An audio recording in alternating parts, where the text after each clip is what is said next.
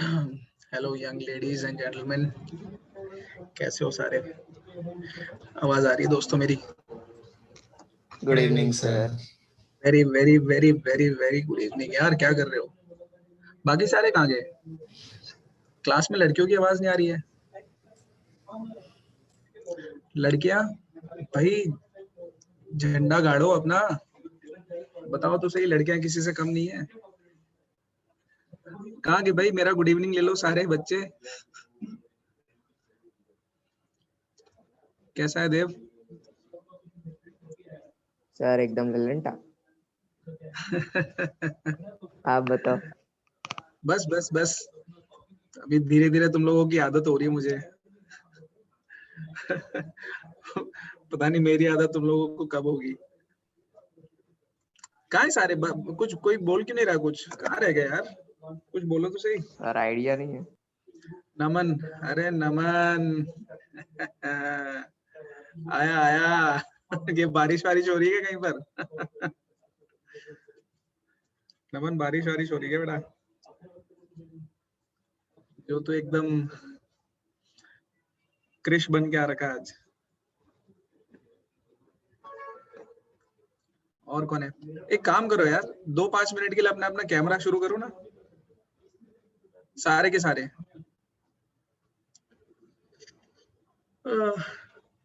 Guys, सारे के सारे कैमरा ऑन कर लो अपने अपने, ताकि मुझे क्या ये सब खूबसूरत चेहरे देखने को मिल जाएं। बस बस, ये सब लड़के अपने अपने बाल बनाते हुए इधर भी। नमन, आने दो भाई। हाँ, और कौन है? इक्षिका, नूपुर, रिद्धि, काइजर, अमन। चालू करो यार, मैं बोलूंगा तब बंद करना। अभी अभी चालू कर लो सारे, अपने अपने अपने कैमरे चालू कर लो बस 2-5 मिनट के लिए। नूपुर, रिद्धि। सर नहीं होगा। केम ना कंपल केम आओ। સર નથી ચાલુ થાય. કેમ તમારા ફોનમાં કેમેરા નથી કે તમારા તૂટી ગયો સર. ઓહો, લેપટોપ બાય કરી લો હવે. એમાં તો નહીં હોય ને. और बाकी बाकी रिद्धि, काइजर, अबे शर्माओ मत यार। जिसने तुमने सुना है ना, जिसने करी शर्म उसके फूटे कंप्लीट करना दे। हाँ। और क्या क्या करना है शर्म खा के इतना? अमान कहाँ रह गया? अमान, कैमरा चालू कर यार। हाँ आया। मतलब मुझे कुल मिला के यही बच्चे दिख रहे हैं, देव, नमन, हेत, अमन, बाकी रिद्धि है जिसका कैमरा चालू होगा नहीं। चलो ठीक है, तो शुरू करते हैं फटाफट हम लोग। ठीक है, अब बंद कर सकते हो, अपना अपना कैमरा बंद कर सकते हो बेटा, कोई बात नहीं। आज आप आओगे मतलब हेत यार, मैं समझा नहीं। अच्छा। चाहते हो क्या तुम? हेत, व्हाट डू यू वांट? सीधा बोल दे तुम। हाँ आ जाओ। आ जाऊं? हाँ बस तो फिर आ जाता हूँ मैं। Okay sir. चलो ठीक है, फिर मिठाई विठाई तैयार रखना है। आता हूँ मैं, मिलते हैं अपन। कितने बजे? 9 बजे ना अपना सेशन? हाँ सर। बस तो फिर करते हैं, क्लास करते हैं, देखते हैं। क्लास तो क्या है, मेंटरिंग करते हैं, मजे मारते, थोड़ा बातें बातें करेंगे, देखेंगे कहाँ कहाँ प्रॉब्लम आ रही है, और फिर टैकल करने की कोशिश करेंगे एक नए तरीके से, एक IITian वाले तरीके से कोशिश करेंगे अपन। Okay sir. चलो ठीक है, चलो फिर क्लास शुरू करता हूँ मैं, फटाफट क्लास शुरू करता हूँ और रिवीजन करते हैं पुरानी जो चीजें हमने पढ़ ली अब तक, और उसके बाद में हम लोग आगे बढ़ेंगे। Sir this is my first lecture with you because in last lecture I was having exams, that's why I couldn't join. Dev ऐसा बोल रहा है कि सर ये मेरी पहली मुलाकात है आपसे। चलो कोई बात नहीं, पहली मुलाकात है तो फिर उसको एक लॉन्ग टर्म रिलेशनशिप में बनाने के लिए कोशिश करेंगे। देव क्या बोलता है? शुरू करते हैं, चलो क्लास शुरू करते हैं, देखते हैं आगे कहाँ तक जाते हैं हम लोग। एनीवेज, सो लास्ट क्लासेस में हम लोगों ने काफी चीजें डिस्कस करी थी, और मैंने बोला था कि आपको हम लोग मॉडर्न पीरियोडिक टेबल के बारे में ज्यादा डिस्कशन करने के लिए बोलेंगे। सो मॉडर्न पीरियोडिक टेबल के ऊपर हम लोग बहुत ज्यादा और रिगरस डिस्कशन करने वाले हैं, इसीलिए मैंने पीछे वाला सेशन क्या किया, थोड़ा डिटेल में डिस्कस किया है, so that modern periodic table तक आते आते हम लोगों को बेसिक आइडिया लग जाए, एक बेसिक एक कंफर्ट लेवल बन जाए एक बार में, उसके बाद में हम लोग मॉडर्न पीरियोडिक टेबल को अच्छे से टैकल कर सकते हैं। सो क्लास शुरू हुई थी अपनी ये वाले इमेज से, उसके बाद में ये सारी चीजें हम लोग देख चुके हैं, फिर क्या क्या पढ़ने वाले थे वो हम लोगों ने एक काम करते पहले एक बार देख लेते हम लोग कहाँ पहुंचे अभी। सो अर्ली हम लोगों को अर्ली अटेम्प्ट्स में देखना था, डोबेनियर ट्राइड्स हम लोगों ने देख लिया, न्यूलैंड्स लॉ ऑफ ऑक्टेव्स देख लिया है, ट्राइड्स यानी कि 3-3 के ग्रुप में उसने एलिमेंट्स को क्लासिफाई किया था, न्यूलैंड आया उसने बोला कि मैं 8-8 के ग्रुप में ऑक्टेव्स को एलिमेंट्स को क्लासिफाई करूंगा, बिकॉज उसका एक फ्रेंड था वो म्यूजिक से रिलेटेड, मतलब इसको न्यूलैंड को भी म्यूजिक का काफी ज्यादा इंटरेस्ट था। और फिर उसके बाद में मेंडेलीव का पीरियोडिक टेबल आया, उसने बहुत ज्यादा हेल्प करी। हमने देखा लोथर मेयर ने भी पैरेलली कुछ ना कुछ रिसर्च करी थी जो कि मेंडेलीव के ही इक्वल में था, बहुत ही ज्यादा उसकी भी रिसर्च इंपैक्टफुल रही है, बट क्योंकि मेंडेलीव ने अपना पेपर पहले पब्लिश कर दिया इसलिए लोथर मेयर को बाकी सारे लोग भूल गए, तो उसको उतना ड्यू क्रेडिट मिला नहीं है। बट लोथर मेयर और मेंडेलीव दोनों ने ही अपने सेम टाइम पे पीरियोडिक टेबल पे काम किया था, एंड दोनों का पीरियोडिक टेबल काफी ज्यादा हद तक जितने भी एलिमेंट्स थे उनको क्लासिफाई कर चुका था। फिर मेंडेलीव के अचीवमेंट्स हम लोगों ने देखे और लिमिटेशंस देखे। मेंडेलीव का पीरियोडिक टेबल इतना ज्यादा सक्सेसफुल इसलिए रह गया बिकॉज उसने ऑक्साइड्स के बेसिस पे डिस्कशन किया था, एंड अभी हम लोग मॉडर्न पीरियोडिक टेबल में वही चीज डिस्कस करने वाले हैं, on the basis of atomic number को कैसे हम लोग ऑक्साइड्स के बेसिस पे कनेक्ट कर सकते हैं। सो अभी हमारा जो टॉपिक चल रहा है मेजर पोर्शन है मॉडर्न पीरियोडिक टेबल का, उसमें हम लोग पोजीशन की बात करेंगे, ट्रेंड्स की बात करेंगे, और बाकी यार ये सारी फोटोज मैं फटाफट हटा देता हूँ क्योंकि अब इसका कोई मतलब नहीं है। तो अर्ली अटेम्प्ट्स देख लिया, डोबेनियर ट्राइड्स देख लिया, ये फोटो आपको मैंने दिखाई थी, इसके ऊपर मैंने कैलकुलेशन करना भी बताया था कि कैलकुलेशन में हम लोग कैसे एटॉमिक वेट या एटॉमिक मास उठा सकते हैं। एंड इनफैक्ट मैंने आपको ये भी बताया था कि अगर आइसोटोप्स की बात चल रही है तो हम लोग एवरेज एटॉमिक मास लेते हैं उसका, जो कि बहुत ही ज्यादा प्रेवलेंट है, which is most common in nature में जो बहुत ज्यादा दिख रहा है हम लोगों को, उसको हम लोग ज्यादा वेटेज देंगे कि भैया तेरे मास का मैं ज्यादा यूज कर रहा हूँ बिकॉज तू मुझे ज्यादा दिख रहा है, तो तेरे मास को मैं ज्यादा वेटेज दूंगा, बाकी जो मेरे आइसोटोप्स हैं उनको मैं कम वेटेज दूंगा। तो उस हिसाब से हम लोगों ने बात करी थी वेटेड एवरेज की, और वेटेड एवरेज का कंसेप्ट अपने पास अभी फिलहाल इस क्लास में है नहीं, तो उसको फिलहाल इतना याद रख लो कि हाँ किसी एक को हम लोग ज्यादा इंपॉर्टेंस देते हैं लाइफ में और दूसरे को थोड़ी सी कम इंपॉर्टेंस देते हैं, although they both are our friends. So anyways Dobereiner triads देख लिया था हम लोगों ने, ये चीजें सारी देख ली थी, यहाँ पे पोजीशन के बारे में डिस्कस किया था, ये सारी चीजें हो चुकी हैं। न्यूलैंड्स लॉ ऑफ ऑक्टेव्स, उसके लिमिटेशंस, लोथर मेयर, फिर लोथर मेयर का ये ग्राफ कैसे रीड करना था ये भी मैंने आपको बताया था। किसी को डाउट हो तो बीच में मुझे रोक देना कि सर ये वाला मुझे समझ में नहीं आया था। मेंडेलीव्स के पीरियोडिक टेबल के बारे में हम लोगों ने डिस्कशन किया था, यहाँ पे इसने ग्रुप वाइज कैसे उसको पीरियोडिक वाइज कैसे क्लासिफाई किया, ए और बी, ये सारी चीजें, मेरिट्स डीमेरिट्स। सबसे बेस्ट पार्ट उसका ये था कि वो प्रेडिक्ट कर सकता था, पीरियोडिक टेबल में उसने स्पेस भी खाली रखा था कि आगे आने वाले टाइम में अगर कोई एलिमेंट डिस्कवर हुआ तो मेरे पास उसका जवाब है, आगे आने वाले टाइम में अगर कोई एलिमेंट डिस्कवर होगा तो मैं प्रेडिक्ट कर सकता हूँ। आई एम एन एस्ट्रोलॉजर, तुम्हारा हाथ देख के, तुम्हारा माथा देख के या तुम्हारा फोरहेड देख के मैं प्रेडिक्ट कर दूंगा फ्यूचर क्या होने वाला है। सो ये सब बोरिंग चीजें हो चुकी थी, अब इंटरेस्टिंग चीजें शुरू होने वाली हैं आज, मॉडर्न पीरियोडिक टेबल। ये वाला मैंने आपको पीरियोडिसिटी बता दिया था और पीरियोडिक लॉ बता दिया था, बट फिर से इसको एक बार डिस्कस करेंगे। ये पूरा टेबल हम लोगों को अभी बाय हार्ट याद होना चाहिए, और वहीं से मैं सोच रहा हूँ कि उसी चीज से शुरुआत करता हूँ तो मैंने शायद आपको ये बोला था कि इसका स्क्रीनशॉट ले लो, बोला था ऐसा मैंने, सिर्फ इस वाले पेज का स्क्रीनशॉट लेके रखना लास्ट क्लास में, ऐसा बोला था मैंने?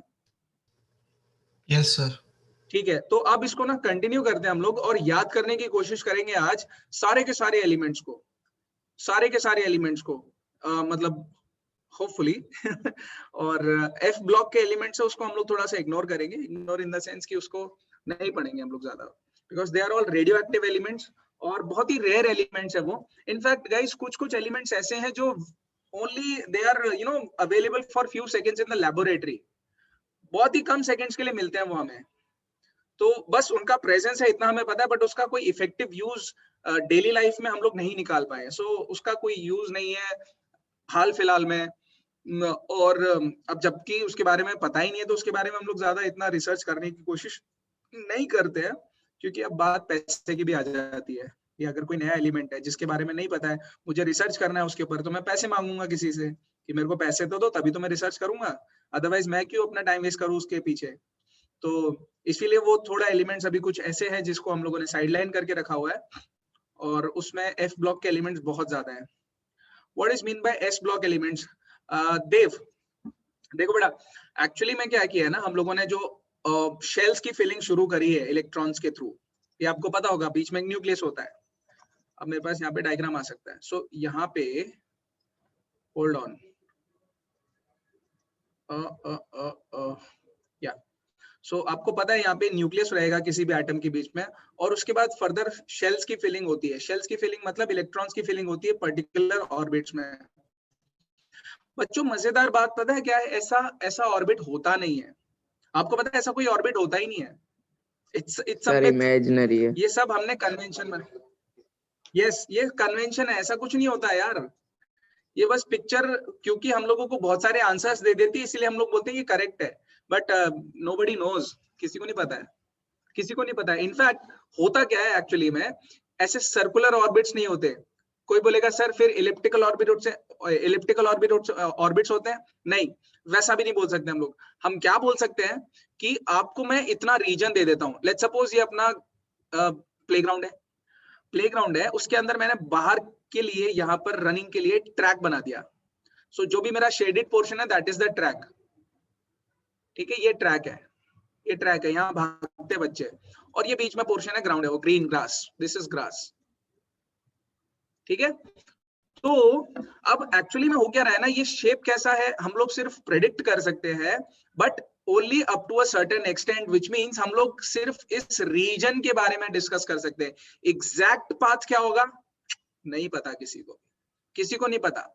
सो हम सिर्फ इस रीजन की बात कर सकते हैं कि हाँ यार इतने रीजन में, इतने से एरिया में आपको 8 इलेक्ट्रॉन मिल जाएंगे, 8 इलेक्ट्रॉन्स मिल जाएंगे, वो भी घूमते हुए, कहीं ना कहीं घूम रहे होंगे, उनका भी मोशन रैंडम मोशन होगा, रैंडम मोशन होगा। अच्छा एक साइंटिस्ट थे, मैक्सवेल साइंटिस्ट थे, उन्होंने बोला था कि वो रैंडम मोशन भी कुछ इस टाइप का मोशन घुमा के करते, वो साइनोसॉइडल वेव, एसएचएम टाइप में, सिंपल हार्मोनिक मोशन टाइप में।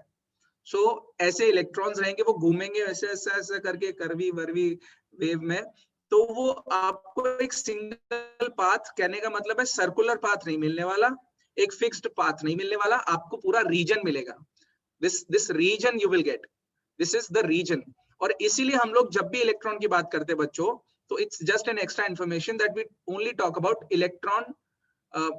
इलेक्ट्रॉन डेंसिटी, इलेक्ट्रॉन डेंसिटी, या फिर प्रोबेबिलिटी की प्रोबेबली इलेक्ट्रॉन इस रीजन में मिल जाएगा, प्रोबेबली रीजन में, इस रीजन में मिल जाएगा हमको इलेक्ट्रॉन। सो प्रोबेबिलिटी की बात करेंगे, डेंसिटी की बात करेंगे, बाकी एग्जैक्ट चीज की बात हम लोग नहीं कर सकते। और आप आने वाली क्लासेस में ये भी देखोगे कि एक्चुअली में हम लोग एक टाइम पे किसी भी इलेक्ट्रॉन की दो चीजें फाइंड आउट नहीं कर सकते। जैसे कि अगर हमें पता है, फर्स्ट ऑफ ऑल अगर हमें पता है उसका मोमेंटम क्या है, मतलब उसकी स्पीड क्या है, तो हम लोग उसका लोकेशन फाइंड आउट नहीं कर सकते, एग्जैक्ट लोकेशन फाइंड आउट नहीं कर सकते। ऐसा होगा, अगर मोमेंटम एग्जैक्टली पता है तो लोकेशन कभी फाइंड आउट नहीं कर सकते उसका, और अगर आपको एग्जैक्ट लोकेशन पता चल गई है तो आप उसका मोमेंटम फाइंड आउट नहीं कर सकते हो। सो ये हाइजेनबर्ग का अनसर्टेनिटी प्रिंसिपल था। There was a scientist known as Heisenberg, उसने ये प्रिंसिपल दिया कि आप एक टाइम पे नहीं पता लगा पाओगे कि इलेक्ट्रॉन का मोमेंटम और लोकेशन दोनों चीजें क्या है। आप या तो मोमेंटम पता लगा सकते हो या लोकेशन पता लगा सकते हो, कोई भी दोनों में से एक चीज पता लगा सकते हो विथ एक्यूरेसी, एक्यूरेसी के साथ आप दोनों में से कोई भी एक चीज पता कर सकते हो, दूसरी चीज आपको नहीं पता चलेगी। Yes, so back to the question कि सर ये जो एस ब्लॉक है, पी ब्लॉक है, ये क्या चीज होती है। So s block, p block, d block, f block, BLOCK, f block, इसको बेटा हम लोगों ने क्या किया है, इलेक्ट्रॉन की फिलिंग करना शुरू किया है, और इनको बोलते हैं हम लोग सॉर्ट ऑफ एनर्जी लेवल्स या orbitals. S orbital, P orbital, D orbital, ऐसे ऑर्बिटल्स दिए हुए हैं, ऑर्बिट्स बोलते हैं हम लोग इनको, S orbit, P orbit, D orbit, F orbit. तो अब इलेक्ट्रॉन जो आएगा वो एस ऑर्बिट में आएगा। सो आप यहाँ पे लिख लो कहीं पर, अगर आपको मतलब क्या बोलूं मैं, फ्यूचर में कभी अगर पढ़ना हो तो। सो एस ब्लॉक में हम लोग मैक्सिमम 2 इलेक्ट्रॉन्स फिल कर सकते हैं, दो इलेक्ट्रॉन्स एस ऑर्बिटल में या एस ब्लॉक में हम लोग 2 इलेक्ट्रॉन्स फिल कर सकते हैं एस ऑर्बिटल में। पी ऑर्बिटल में हम लोग मैक्सिमम 6 इलेक्ट्रॉन्स फिल कर सकते हैं, 6 इलेक्ट्रॉन्स, ठीक है। डी ऑर्बिटल में हम लोग मैक्सिमम 10 इलेक्ट्रॉन्स। अब आपको मैं ये स्पेशल चीज दिखाऊंगा भी मॉडर्न पीरियोडिक टेबल में, आपको ये चीज मैं दिखाऊंगा भी कि कहाँ ये 6, 2, 5 ये सब चीजें कैसे यूज हो रही है। सो डी ब्लॉक में आप मैक्सिमम 10 इलेक्ट्रॉन्स फिल कर सकते हो। और बाकी जो एफ ब्लॉक है उसके अंदर आप मैक्सिमम 14 इलेक्ट्रॉन्स फिल कर सकते हो, जहां तक मुझे पता है 14 इलेक्ट्रॉन्स मैक्सिमम एफ ऑर्बिटल में। यहां तक थोड़ा बहुत क्लियर हुआ पिक्चर? थोड़ा बहुत हल्का फुल्का क्लियर हुआ पिक्चर? कोई भी एक सर ये उसकी तरह सिमिलर लग रहा है KLMN की तरह। KLMN जैसा है, बट KLMN का एग्जैक्ट का फंडा नहीं है ये। KLMN जैसा ही है KLMN जैसा ही, बट वैसा एग्जैक्ट फंडा नहीं है। जैसे अगर मैं आपको बात बोलूं, एल जो शेल होता है, एल शेल में कितने इलेक्ट्रॉन्स भरते हैं हम लोग मैक्सिमम? एल शेल में देव, एल शेल में कितने इलेक्ट्रॉन्स भरते हैं हम मैक्सिमम? सर याद नहीं आ रहा भाई के शेल में कितने भर सकते हैं? 2 भर सकते हैं। Yes sir. एल शेल में हम लोग 8 इलेक्ट्रॉन्स भर सकते हैं, 8 इलेक्ट्रॉन्स। बट यहाँ पे देखो एस ऑर्बिटल है, ये ऑर्बिटल की बात हो रही है। सो एस ऑर्बिटल में हम लोग 2 इलेक्ट्रॉन्स भर सकते हैं, पी ऑर्बिटल में हम लोग 6 इलेक्ट्रॉन्स भर सकते हैं। टोटल कितना हो गया? 2 + 6 = 8। तो एक्चुअली में आपके पास में जो एल शेल होगा ना, उसमें आप ये एस और पी की बात कर सकते हो, एस और पी की बात आप कर सकते हो। And I will show you कि फिलिंग कैसे करते हैं इलेक्ट्रॉन्स की। फॉर द टाइम बीइंग आप इसको ऐसे ही मान के चलो कि एस में 2 इलेक्ट्रॉन्स, पी में 6 इलेक्ट्रॉन्स, डी में 10 और एफ में 14 इलेक्ट्रॉन्स। ठीक है देव? Yes sir. हाँ ठीक है। So it is different, s block, p block, d block ये डिफरेंट है compare to your K shell, L shell and M shell. ऐसे करके देखेंगे मॉडर्न पीरियोडिक टेबल में, जब हम लोग पूरा टेबल देखेंगे ना, उसमें मैं दिखाऊंगा आपको कि एस ब्लॉक के एलिमेंट्स कौन से वाले हैं, पी ब्लॉक के कौन से हैं, डी ब्लॉक के कौन से हैं और एफ ब्लॉक के कौन से एलिमेंट्स है, वो सारे दिखा दूंगा मैं आपको।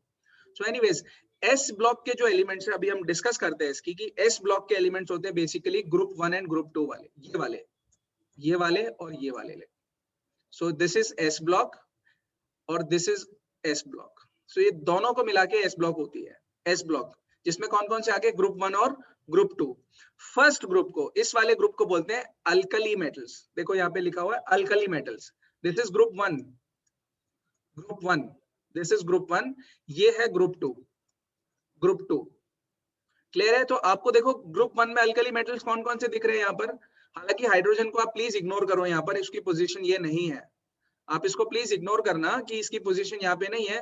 बट लेट्स सपोज अगर हमने हाइड्रोजन को इस फर्स्ट ग्रुप में डाल दिया, तो अगर हमने हाइड्रोजन को फर्स्ट ग्रुप में डाल दिया तो आपको यहाँ पे दिखेगा हाइड्रोजन, नीचे जाओ, डाउन द ग्रुप जाओ, lithium, sodium, potassium, rubidium, this is known as rubidium, caesium and francium.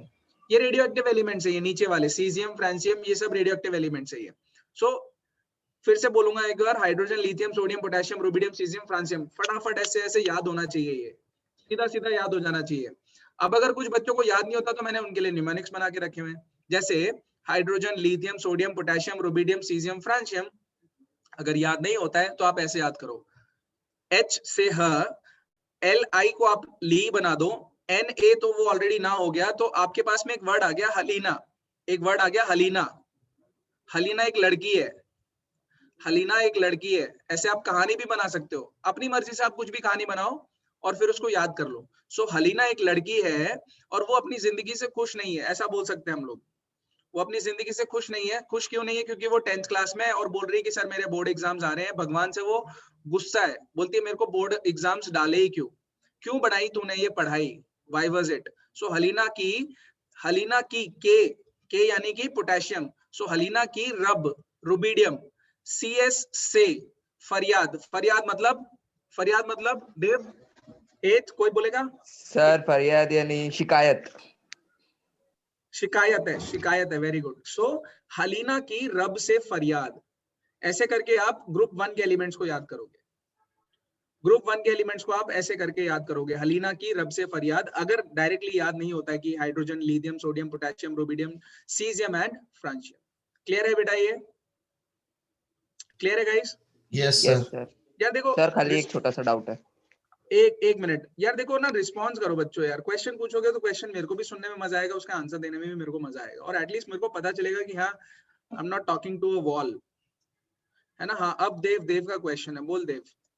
Sir एक बार ये अल्काली अल्कलाइन मटेरियल्स के क्या बोलते हैं, ये डिफाइन बता दीजिए ना। क्या बोल रहे हो बेटा? अल्काली और अल्कलाइन मेटल्स के डिफाइन। डेफिनेशन बोल रहे हो? डेफिनेशन लिखवा दूंगा अभी थोड़ी देर में, डेफिनेशन Yes, लिखवा sir. दूंगा मैं, चिंता मत करो। और मैं ये भी बताऊंगा उनको अल्काली मेटल्स और अल्कलाइन मेटल्स क्यों बोलते हैं, डोंट वरी, मैं लिखवा दूंगा इसका, अल्काली मेटल्स का और अल्कलाइन मेटल्स का। फिलहाल तो देखो, मैंने मेटल्स, मेटलॉइड्स और नॉन मेटल्स की बात अभी तक नहीं करी है, मैं सिर्फ एक ट्रिक लगा के याद करने की कोशिश कर रहा हूँ इनको, ठीक है। तो I talk about metals, I talk about why they are called alkali metals, why they are called alkaline metals, तो ये सारी चीजें मैं डिस्कस करूंगा अभी, ठीक है। अच्छा, नेक्स्ट वाला जो ग्रुप है, ग्रुप नंबर 2 है, ग्रुप नंबर 2। और बाकी आपको सामने दिख ही रहा होगा, beryllium, magnesium, calcium, strontium, this is known as strontium, barium and radium. और यहाँ पे आ जाओ, आपको ग्रुप 2 दिख जाएगा इस वाले टेबल में, मॉडर्न पीरियोडिक टेबल में आपको ग्रुप 2 दिख जाएगा। This is barium, magnesium, oh sorry, beryllium, magnesium, calcium, strontium, this is barium and this is radium. Guys, ये जो रेडियम है ना, it is also radio active element, और इसमें से अंदर से ऊर्जा निकलती है, ऊर्जा नागरे निकलता है, वैसा टाइप में। सर फर्स्ट वाला भी क्या बोले? बेरिलियम, बेरिलियम, BERIL, अभी मुझे स्पेलिंग याद नहीं है, प्लीज देख लेना आप, या तो BERYLIUM, BERYLIUM, बेरिलियम, बेरिलियम, ठीक है। Yes sir. हाँ, beryllium, magnesium, calcium, strontium, barium and radium. अब इसको कुछ बच्चे जिनको याद नहीं रहता, गाइस देखो, इसको याद तो करना ही पड़ेगा, या तो आप अभी याद कर लो, नहीं तो जब आप 12th क्लास में आओगे ना, तो आपको याद करना ही पड़ेगा इसको, कोई ऑप्शन ही नहीं है। 11th क्लास में आओगे, केमिस्ट्री अगर पढ़नी है, और केमिस्ट्री इनफैक्ट आप कोई भी ब्रांच लोगे ना साइंस में, जैसे अगर कोई बायो के डायरेक्शन में जा रहा है, तो भी उसको ये केमिस्ट्री तो पढ़ना ही पड़ेगा। कोई अगर साइंस की फील्ड में जा रहा है, इंजीनियरिंग की फील्ड में जा रहा है, बेसिकली इंजीनियरिंग की फील्ड में भी केमिस्ट्री उसको पढ़ना ही पड़ेगा, तो आपको ये तो याद करना ही है। और अभी तो फिलहाल हम लोग अलग सिर्फ पूरा पीरियोडिक टेबल एक चैप्टर में देख रहे हैं। 11th क्लास में एस ब्लॉक, पी ब्लॉक और डी ब्लॉक की बात करी है। इनफैक्ट एस ब्लॉक और पी ब्लॉक की ज्यादा बात करी 11th क्लास में, और फिर 12th क्लास में डी एंड एफ ब्लॉक को इंक्लूड किया गया है। सो आप समझ सकते हो कि इसको अलग अलग चैप्टर्स में कैसे ब्लॉक बाय ब्लॉक हम लोग पढ़ने वाले हैं आगे आने वाली क्लासेस में। So this is very very important, so you should know it. So अब इसके ऊपर कोई भी स्टोरी बना सकते हो, जैसे जनरली जो स्टोरी चलती है कि हम लोग बहुत पैम्पर्ड बच्चे हैं अपने माँ बाप के, सो कुछ भी हम बोलते हैं, पापा बोलते हैं ठीक है बेटा तेरे लिए ले आऊंगा। हालांकि कुछ कुछ के पापा ऐसा फ्लाइंग चप्पल भी दे देते हैं अगर ज्यादा हम लोग कुछ डिमांड करते हैं तो ऐसा ही कोई एक स्टूडेंट था, एक लड़का है, और वो अपने फादर से कुछ मांगता है, और आपको दिख रहा होगा कि वो क्या मांग रहा है। तो उसके फादर बोलते हैं ठीक है भैया, तू जो बोलेगा वैसा। तो ऐसी स्टोरी बन गई है कि बेटा मांगे कार, कार बोल लो, मैं कार बोल रहा हूँ, आपको मालूम है यहाँ पे मैंने क्या लिखा हुआ है। सो बेटा मांगे कार, स्कूटर, कार स्कूटर, ठीक है। बेटा मांगे कार स्कूटर, बाप बाप अपना father, and he is agreeing with us, ठीक है भैया मैं राजी हूँ, ठीक है मैं तेरे लिए ले आऊंगा। सो बेटा मांगे कार स्कूटर, बाप राजी। या फिर आप ऐसे भी याद कर सकते हो, अगर ऐसे याद होता है तो, बेटा मांगे कन्या सुंदर, बाप राजी। क्लियर है? ये क्लियर है guys? Yes, sir. Yes sir. ये पढ़ा है पहले, निमोनिक्स पढ़े हैं इसके? No sir. नहीं पढ़े? सर सुना था थोड़ा, एक दो के। हाँ, तो अभी मैं सारे के सारे एलिमेंट्स के बता देता हूँ आपको, इनफैक्ट नॉट सर- सारे but most of the elements. हाँ बोल दे। सर बचपन में प्लैनेट्स के लिए इससे पर ऐसा पढ़ा था। हाँ मुझे पता है, ये आपकी फर्स्ट क्लास है, बट इससे पहले मैं ऑलरेडी प्लैनेट्स के बारे में डिस्कस कर चुका हूँ कि प्लैनेट्स को जब हम लोग याद करते थे तो ऐसा बोलते थे My very elegant mother just served us noodles. Yes, my very elegant mother just served us noodles. या फिर ऐसा भी बोलते थे कि my very educated mother just showed us 9 planets.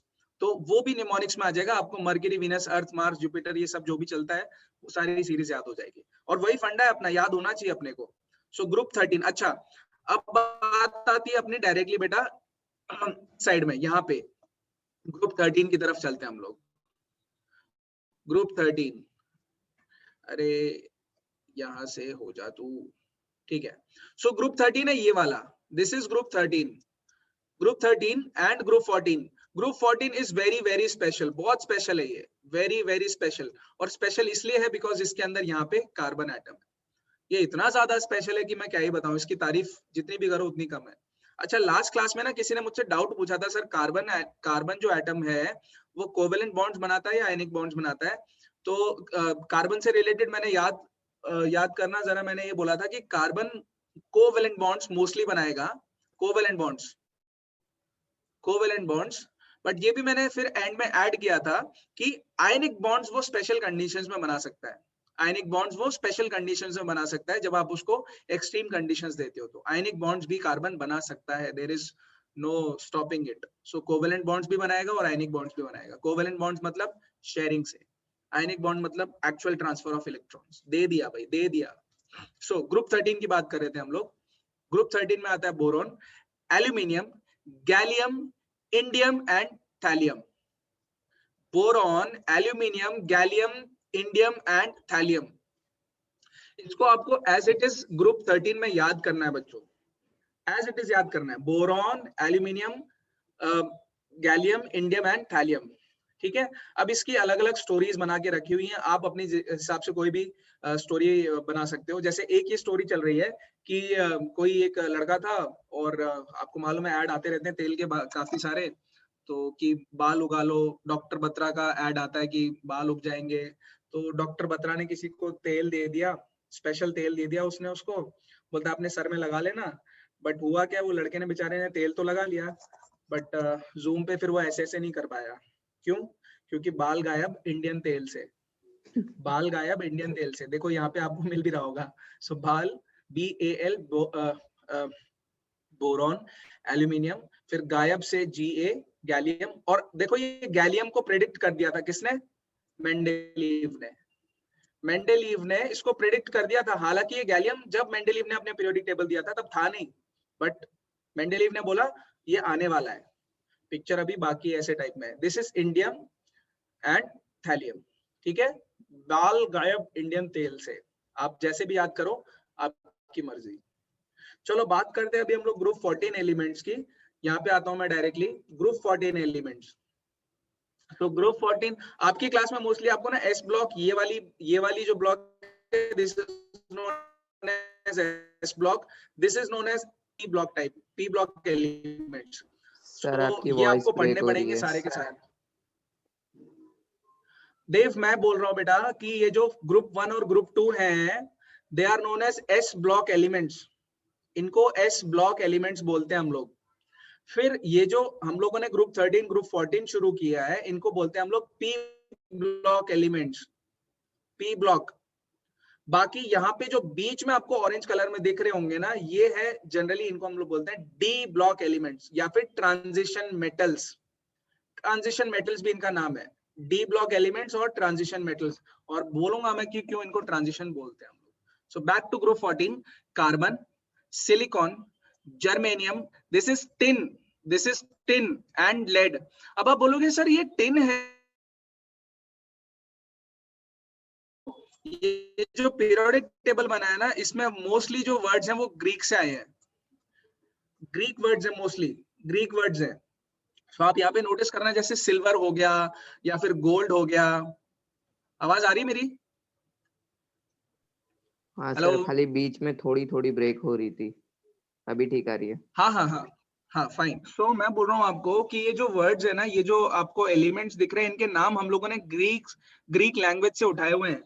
So Greek language में इनका अलग अलग नाम है, मुझे तो याद नहीं है कि क्या बोलते हैं इनको। जैसे टिन है तो हम इसको टिन बोल देते हैं, बट एक्चुअली में SN जो इसका सिंबल लिया है वो ग्रीस से लिया हुआ है।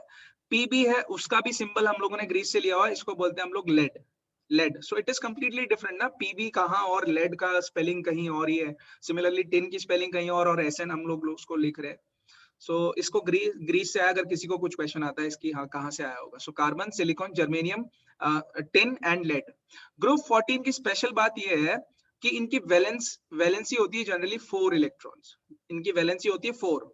कहने का मतलब ये कि इनकी जो लास्ट शेल होगी ना, लास्ट शेल, फाइनल शेल, उसके अंदर आपको 4 इलेक्ट्रॉन्स मिलने वाले हैं। 4 इलेक्ट्रॉन्स। क्लियर बेटा? ये क्लियर है गाइस?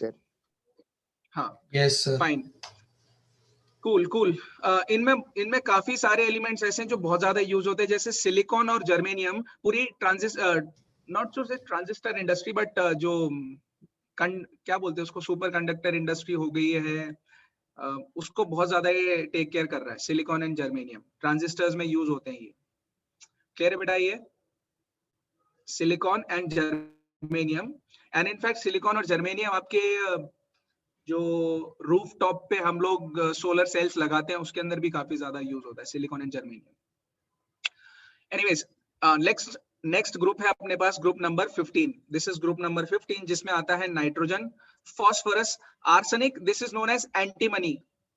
इसको अगर पता नहीं किसी को तो इसको बोलते हैं antimony, and this is known as bismuth. इसको एंटीमनी बोलते हैं और इसको बिस्मथ बोलते हैं। So nitrogen, phosphorus, arsenic, antimony, bismuth, जो आपको एकदम बाय हार्ट याद होना चाहिए यार, बाय हार्ट याद होना चाहिए। ग्रुप 15 को याद कैसे करेंगे? ग्रुप 15 को याद ऐसे करेंगे, देखो, NP, या तो वैसे मेरा नाम भी हो जाएगा, NP, AS, SB और BI। सो नाइट्रोजन, फॉस्फोरस, आर्सेनिक, एंटीमनी,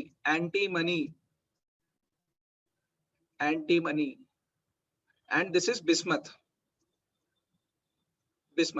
सो nitrogen, phosphorus, arsenic, antimony, bismuth. याद कैसे करेंगे कि इंडस्ट्री जो अपनी, एक मिनट दे, मैं कर देता हूँ। सो इसको याद कैसे करेंगे? अपनी बॉलीवुड इंडस्ट्री जो है, आप लोग अभी स्टोरी सुन रहे होंगे, जो बॉलीवुड इंडस्ट्री है अपनी, उसके अंदर में अभी ड्रग्स बहुत ज्यादा यूज हो रहा है। ड्रग्स का बहुत ज्यादा आपको न्यूज भी मिल रहा होगा कि यार ये सेलिब्रिटी पकड़े गए हैं, इनके पास ड्रग्स मिला है और ये लोग अच्छे लोग नहीं है। तो वैसा ही हम लोगों ने इसको याद करने के लिए कोशिश करी कि ग्रुप 15 को याद कैसे किया जाए। कि नाना पाटेकर, आपको सबको पता है कि नाना पाटेकर कौन है। ऐश यानी कि अभिषेक की वाइफ ऐश्वर्या राय, सब तो सबको पता ही है, बिगड़े खराब है। सो नाना पाटेकर, ऐश्वर्या, सब बिगड़े हुए हैं, कोई सुधरा हुआ नहीं, सबके सब बिगड़े हुए हैं। सो नाना पाटेकर, ऐश्वर्या, सब बिगड़े। और इसके लिए आप अपनी तरफ से कुछ भी बना लो यार, आपकी मर्जी है वो, आप कुछ भी बना लो, निमोनिक्स याद होना चाहिए। अच्छा, जो ग्रुप 15 के एलिमेंट्स हैं उनको हम लोग निक्टोजेंस भी बोलते हैं। निक्टोजेंस। क्लियर हुआ ये? क्लियर हुआ? कोई भी बोल दो यस और नो, कोई भी बोल दो यस और नो। हाँ देव, अब बोल बेटा, क्या था क्वेश्चन, क्या था? यस सर, यही देखना था ग्रुप 14 का। एक मिनट। अच्छा, ठीक है, देख लिया अभी? यस सर, हो गया। ओके, अरे मैं ग्रुप 14 तो मिस करवा दिया यार। ग्रुप 14 तो मैंने मिस कर दिया। सो ग्रुप 14 में गाइस, ग्रुप 14 ये एक्चुअली क्या, ग्रुप 14 इतना ज्यादा फेमस है ना, मेरे को ऐसे ही याद हो जाता, तो मेरे से मिस हो गया, I am so sorry. So group 14 element की ग्रुप 14 की बात करते हैं हम लोग। इसको याद कैसे करेंगे कि काशी आप सबने सुना होगा, काशी। Yes sir. मथुरा, काशी, बनारस, ये सब चीजें। तो Kashi is a holy place, काफी होली प्लेस है, और वहां पे आपको ये प्रभु नाम का कोई एक संत है, तो वो ही इज गोइंग देयर विश्व शांति के लिए या किसी भी चीज के लिए। सो काशी गए संत प्रभु, something like that. So Kashi गए संत प्रभु, आपको याद हो जाएगा। Carbon, silicon, germanium, tin and lead. ठीक है guys? Group 14। Yes sir. Okay, alright. Group 15 मैंने आपको अभी बता दिया that they are known as pnictogens, और याद कैसे करना है, नाना पाटेकर, ऐश, सब बिगड़े। ग्रुप 16 एलिमेंट्स की बात करते हैं, they are known as chalcogens, and they are also very very famous. बहुत फेमस है ये, बहुत फेमस है, and they are very very important also. बहुत इंपॉर्टेंट है ये बच्चों, बहुत इंपॉर्टेंट है। क्यों इंपॉर्टेंट है? क्योंकि इसके अंदर जो सबसे पहला एलिमेंट है दैट इज ऑक्सीजन और सल्फर। ये दो एलिमेंट्स बहुत ही ज्यादा इंपॉर्टेंट है, ऑक्सीजन एंड सल्फर। सो आपको मैं पहले पीरियोडिक टेबल दिखाता हूँ, फिर बताता हूँ इसकी सीरीज कैसी बनेगी। So oxygen, sulphur, selenium, tellurium and polonium. Oxygen, sulphur, selenium, tellurium and polonium. अभी इसका एग्जैक्टली देख लेना कि सेलेनियम बोलते हैं कि सेलुरियम बोलते हैं, जो भी है। सो आप प्लीज इसको देख लेना गाइस। सो OSSETEPO आपको दिख रहा होगा, OSSCTEPO। तो ऐसा ही कुछ हम लोग एग्जाम में करते हैं भैया। जैसे मैं इसको याद कैसे करता हूँ कि एग्जाम टाइम पे हम लोग एक दूसरे की हेल्प करते हैं। टीपना मतलब होता है कॉपी करना, टीपना मतलब कॉपी करना, टीपना, टीपना। अरे यार ये क्या हो गया, अब इसको मैं बैक कैसे जाऊं? एक second guys. Fine. So exam में हम लोग ना टीपते हैं ना, हेल्प करते हैं किसी की, इसको बोलते हैं कॉपी करवाना या कॉपी करना, टीपना।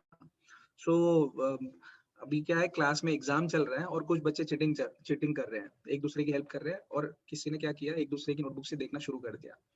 अच्छा मुझे एक क्वेश्चन है ऐसा, क्योंकि आप तो मेरे स्कूल में हो नहीं, मेरा एक क्वेश्चन है गाइस।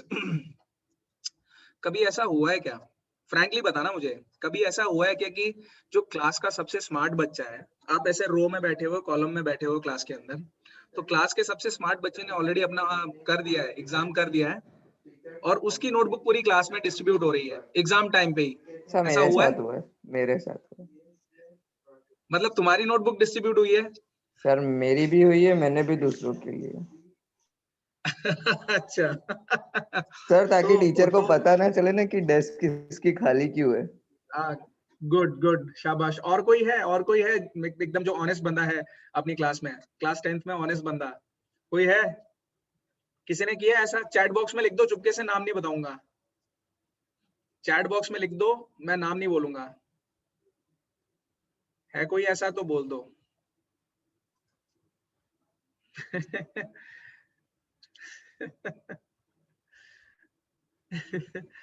चलो ठीक है, ठीक है गाइस। तो एनीवेज, सो ऐसा ही कुछ स्टोरी है अपनी, कि क्लास में चीटिंग चल रही है, और जो बंदा क्लास का मतलब सबका हेल्प करता है, सबकी हेल्प करता है, वो बोल रहा है कि भैया सावधानी से टीपो, be very careful, be very careful.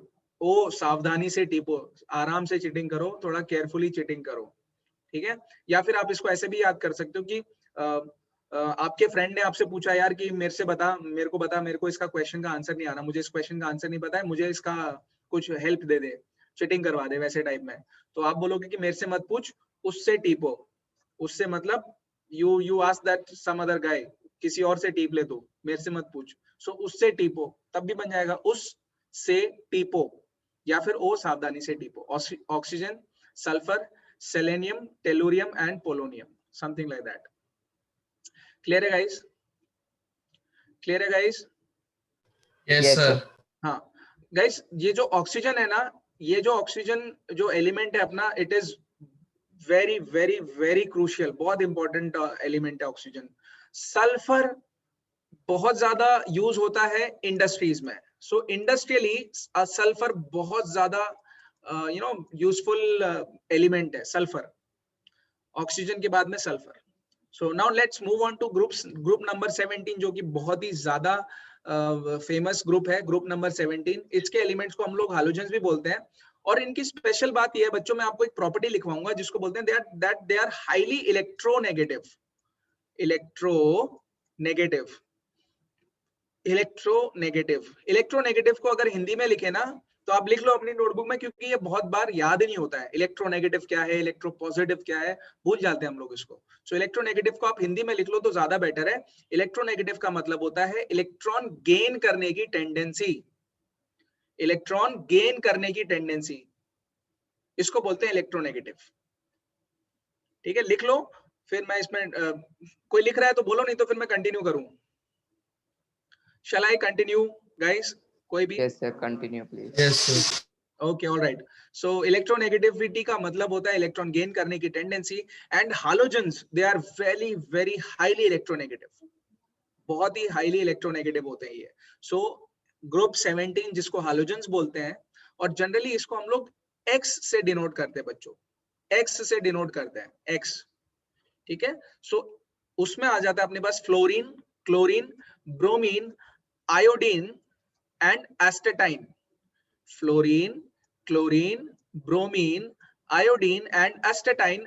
Group 17 की खास बात यह है कि इसको स्टेबल कॉन्फ़िगरेशन लाने के लिए फुली फिल्ड आउटर शेल, अपनी वैलेंसी फुलफिल करने के लिए, वैलेंसी फुलफिल करने के लिए इसको सिर्फ एक इलेक्ट्रॉन चाहिए, ओनली वन इलेक्ट्रॉन।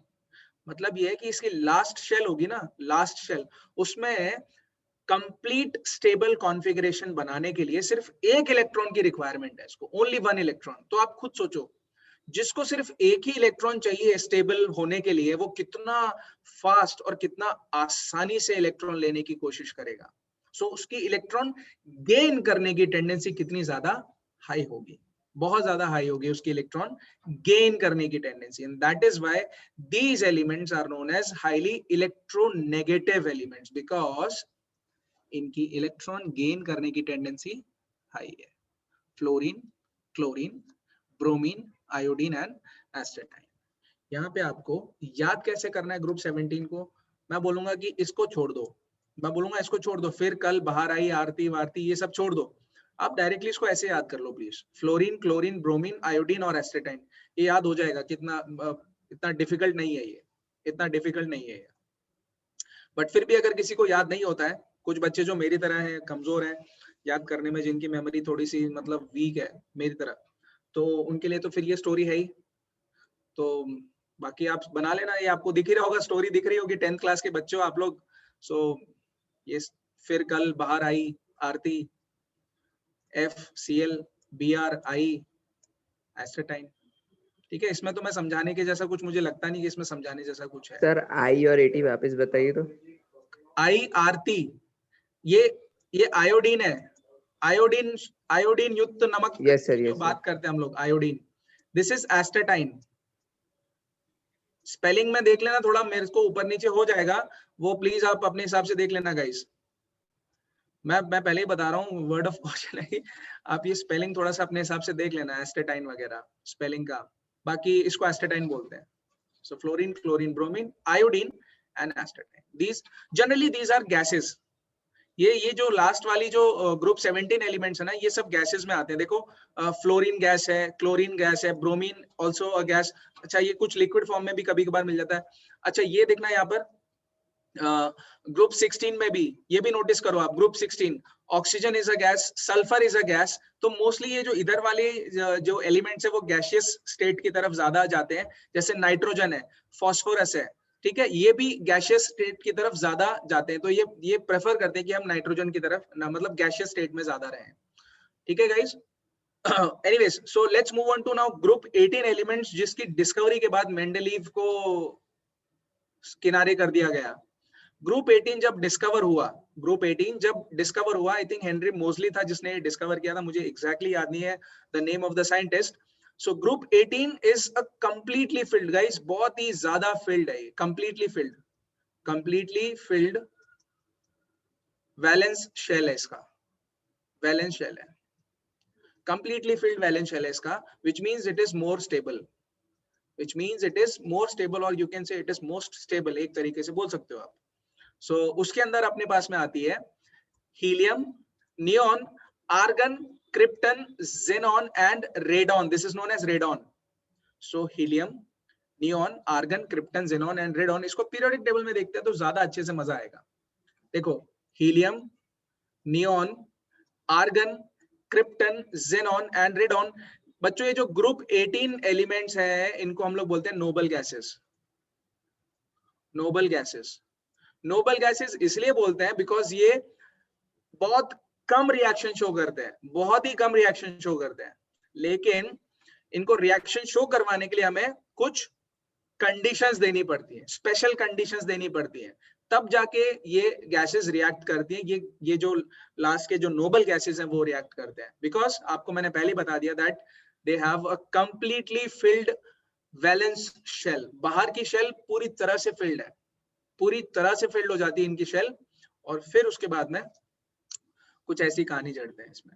तो देखो, आपको मैंने कितने एलिमेंट्स याद करा दिए, जरा गिनना यहाँ पर, 1 2 3 4 5 6 7 8 9 10 11 12 12 elements plus 1 13 elements S block के, एस ब्लॉक के 13 एलिमेंट्स, अभी मैंने आपको याद करा दिया कि कैसे आप बोल सकते हो ग्रुप वाइज याद करेंगे एस ब्लॉक को और पी ब्लॉक को, एस ब्लॉक और पी ब्लॉक को ग्रुप वाइज याद करेंगे।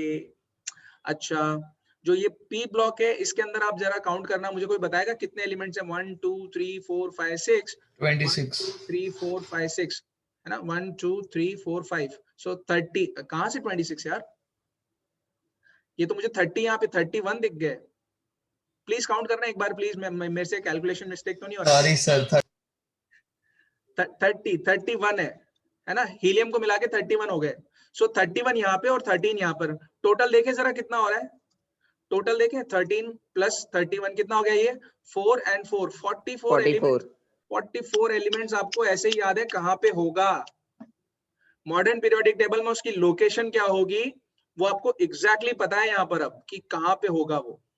जस्ट अगर आपने थोड़ी सी मेहनत करके ये स्लैंग्स यूज कर लिए, निमोनिक्स यूज कर लिए तो। क्लियर है गाइस? क्लियर हुआ ये? Yes sir. इसमें सीखने में मजा आया कि हाँ सर ये कुछ नया सीखा है आज अपन ने।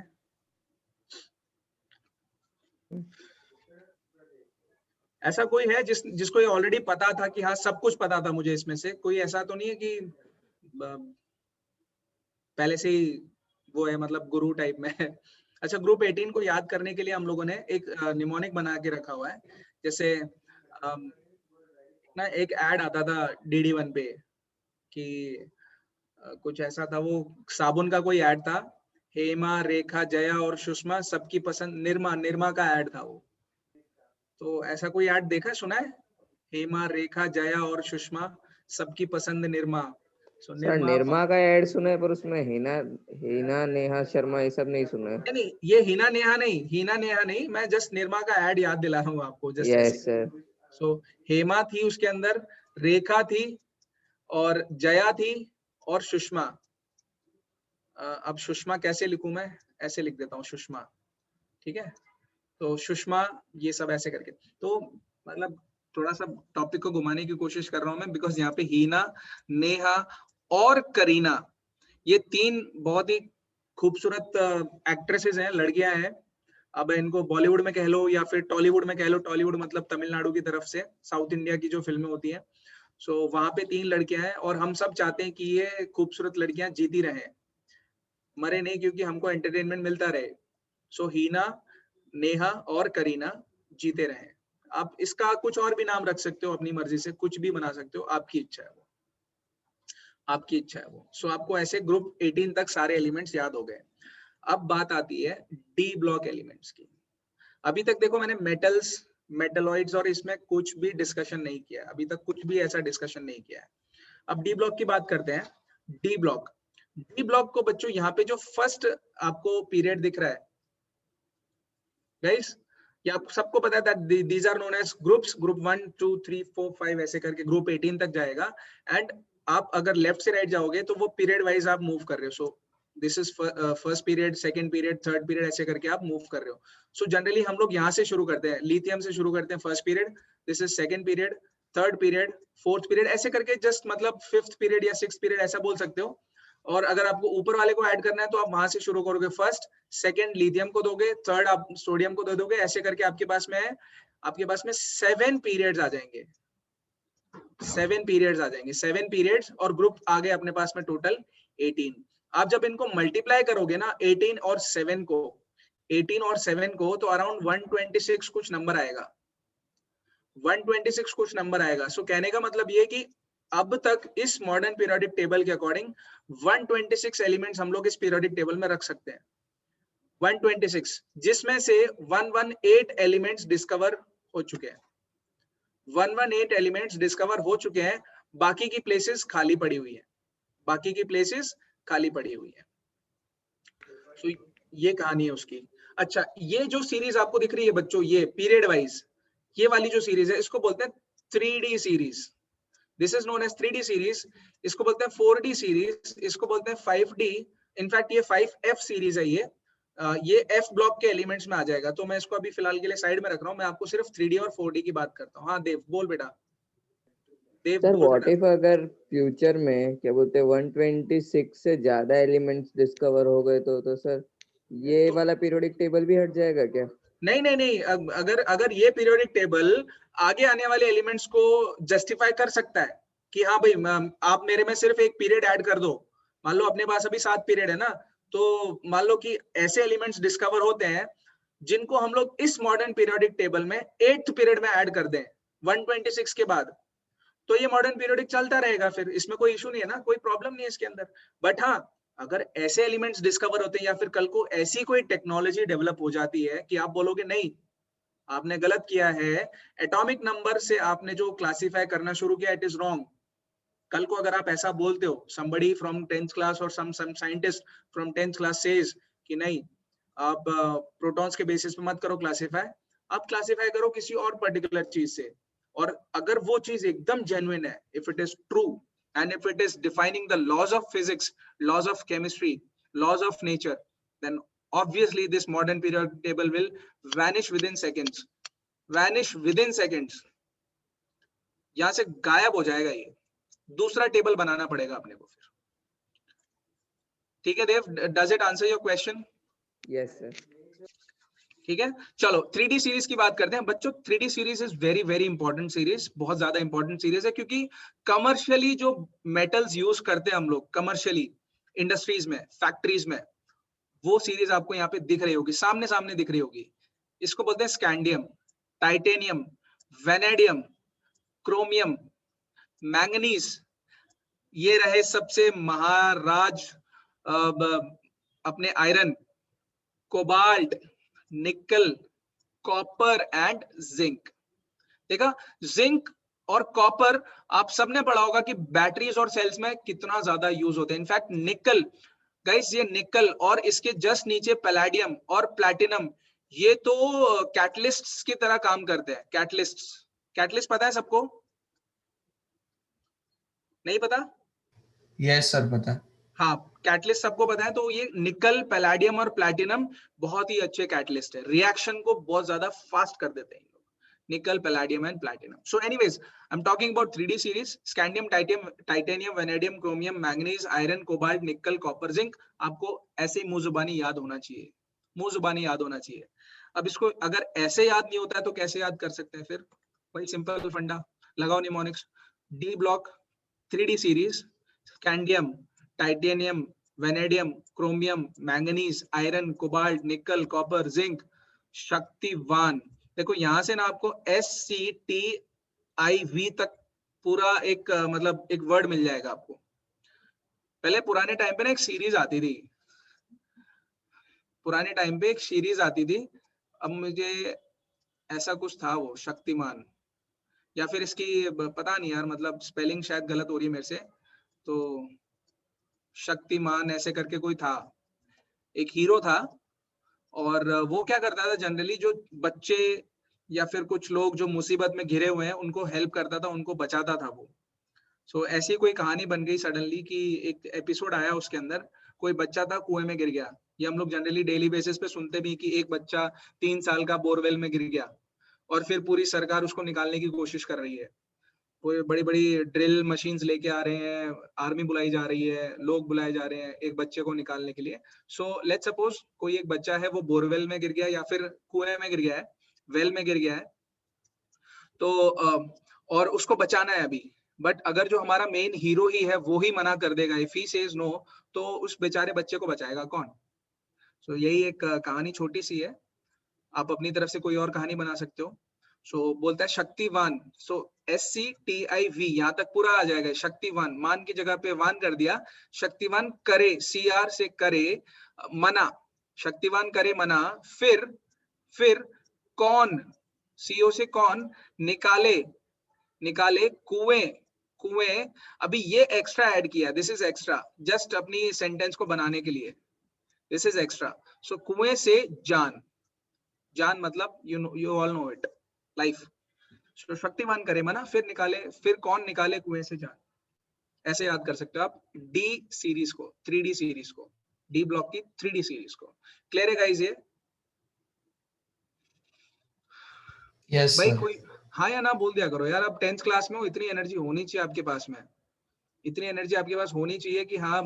और अगर ऐसा कुछ हो कि सर नहीं आप मतलब गलत पढ़ा रहे हो, तो भी आप बोल दो कि नहीं सर ये गलत बात है, तो एटलीस्ट कुछ कुछ कुछ रिस्पॉन्स दो तो मजा आए यार। आप ऐसे डल हो कि मुझे ऐसा लग रहा है ना दीवार के साथ सर फोड़ रहा हूँ मैं अपना। या सर। नमन, यस सर। हाँ यार कुछ ऐसा बोला कर बीच बीच में, जलज भी कुछ बोलो, रिद्धि बीच में चैट ही कर लिया करो यार, कुछ कुछ एक जोक कोई बीच में जोक लिख दिया करो चैट में, वो भी पढ़ दूंगा मैं सबके लिए, एटलीस्ट क्लास में कुछ तो एक्टिविटी बनी रहेगी। सो एनीवेज 3D सीरीज है, इसको ऐसे याद करते हैं। यहाँ तक कोई डाउट है तो बताओ मुझे, 3D सीरीज तक। No doubt sir. No sir, no doubt. आगे बढ़े फिर। चलो तो इसको फिर अब मैं क्या करूंगा, आप लोग इसका स्क्रीनशॉट ले लेना यार। इसमें अब कितना याद करोगे और कितना याद करवाऊंगा मैं, ठीक है। तो आप ये जो सीरीज है, इथरबियम, जर्कोनियम, नायोबियम, मॉलिब्डेनम, अब इसका मुझे नाम याद नहीं है, rubidium, rhodium, palladium, silver, this is silver, और एक second, silver, and this is known as cadmium, cadmium, CADMIUM। तो मुझे इसका नाम याद नहीं था, ये जो TC लिखा हुआ है ना, मुझे इसका नाम याद नहीं एक्चुअली। सर उसका नाम टेक्नीशियम है। हाँ तो टेक्नीशियम, और ये RU वाला रुथेरियम। हाँ रुथेरियम, ठीक है, cool cool, thank you so much जिसने भी बोला है, थैंक यू सो मच। सो ये है पूरी सीरीज D ब्लॉक की। ये कौन सा वाला ब्लॉक है, ये 4D सीरीज बोल सकते हो आप इसको, 4D सीरीज या फिफ्थ पीरियड की ब्लॉक है, फिफ्थ पीरियड की सीरीज है ये। तो आपको यहाँ पे पीरियोडिक टेबल में दिख रहा होगा, यहाँ पे this is the fifth period या फिर 4D सीरीज है। सो एक्चुअली मैं I will suggest you guys one thing, अगर और थोड़ी सी इंफॉर्मेशन इससे रिलेटेड चाहिए, let me suggest you one particular topic that you can study on your own. एक हंट्स रूल है, हंट्स रूल, हंट्स रूल सुना है किसी ने? No sir. नहीं सुना? हाँ तो ये नेट पे सर्च करना, गूगल पे सर्च करना या फिर यूट्यूब पे सर्च करना, हंट्स रूल, हंट्स रूल। और हंट्स रूल जैसे ही आप, एक बहुत ही छोटा सा टॉपिक है वो, सो जैसे ही आप पढ़ लोगे आपको पता चल जाएगा कि S ब्लॉक में, P ब्लॉक में, D ब्लॉक में और F ब्लॉक में इलेक्ट्रॉन्स कैसे फिल करने, ये आपको पता चल जाएगा। तो आपको एग्जैक्ट ऑर्बिटल्स की ऑर्बिटल्स का आइडिया लग जाएगा। इनफैक्ट जैसे ही आप ये हंट्स रूल से SP-DF ब्लॉक के बारे में थोड़ी इन्फॉर्मेशन ले लोगे ना, I am pretty much sure chemistry का कोई भी क्वेश्चन हो, मैं गारंटी के साथ बोलता हूँ, केमिस्ट्री का कोई भी क्वेश्चन हो, कोई भी क्वेश्चन इलेक्ट्रो इधर से, ये एलिमेंट से रिलेटेड, आप सारा का सारा कर जाओगे, सारा का सारा कर जाओगे। I can vouch for that.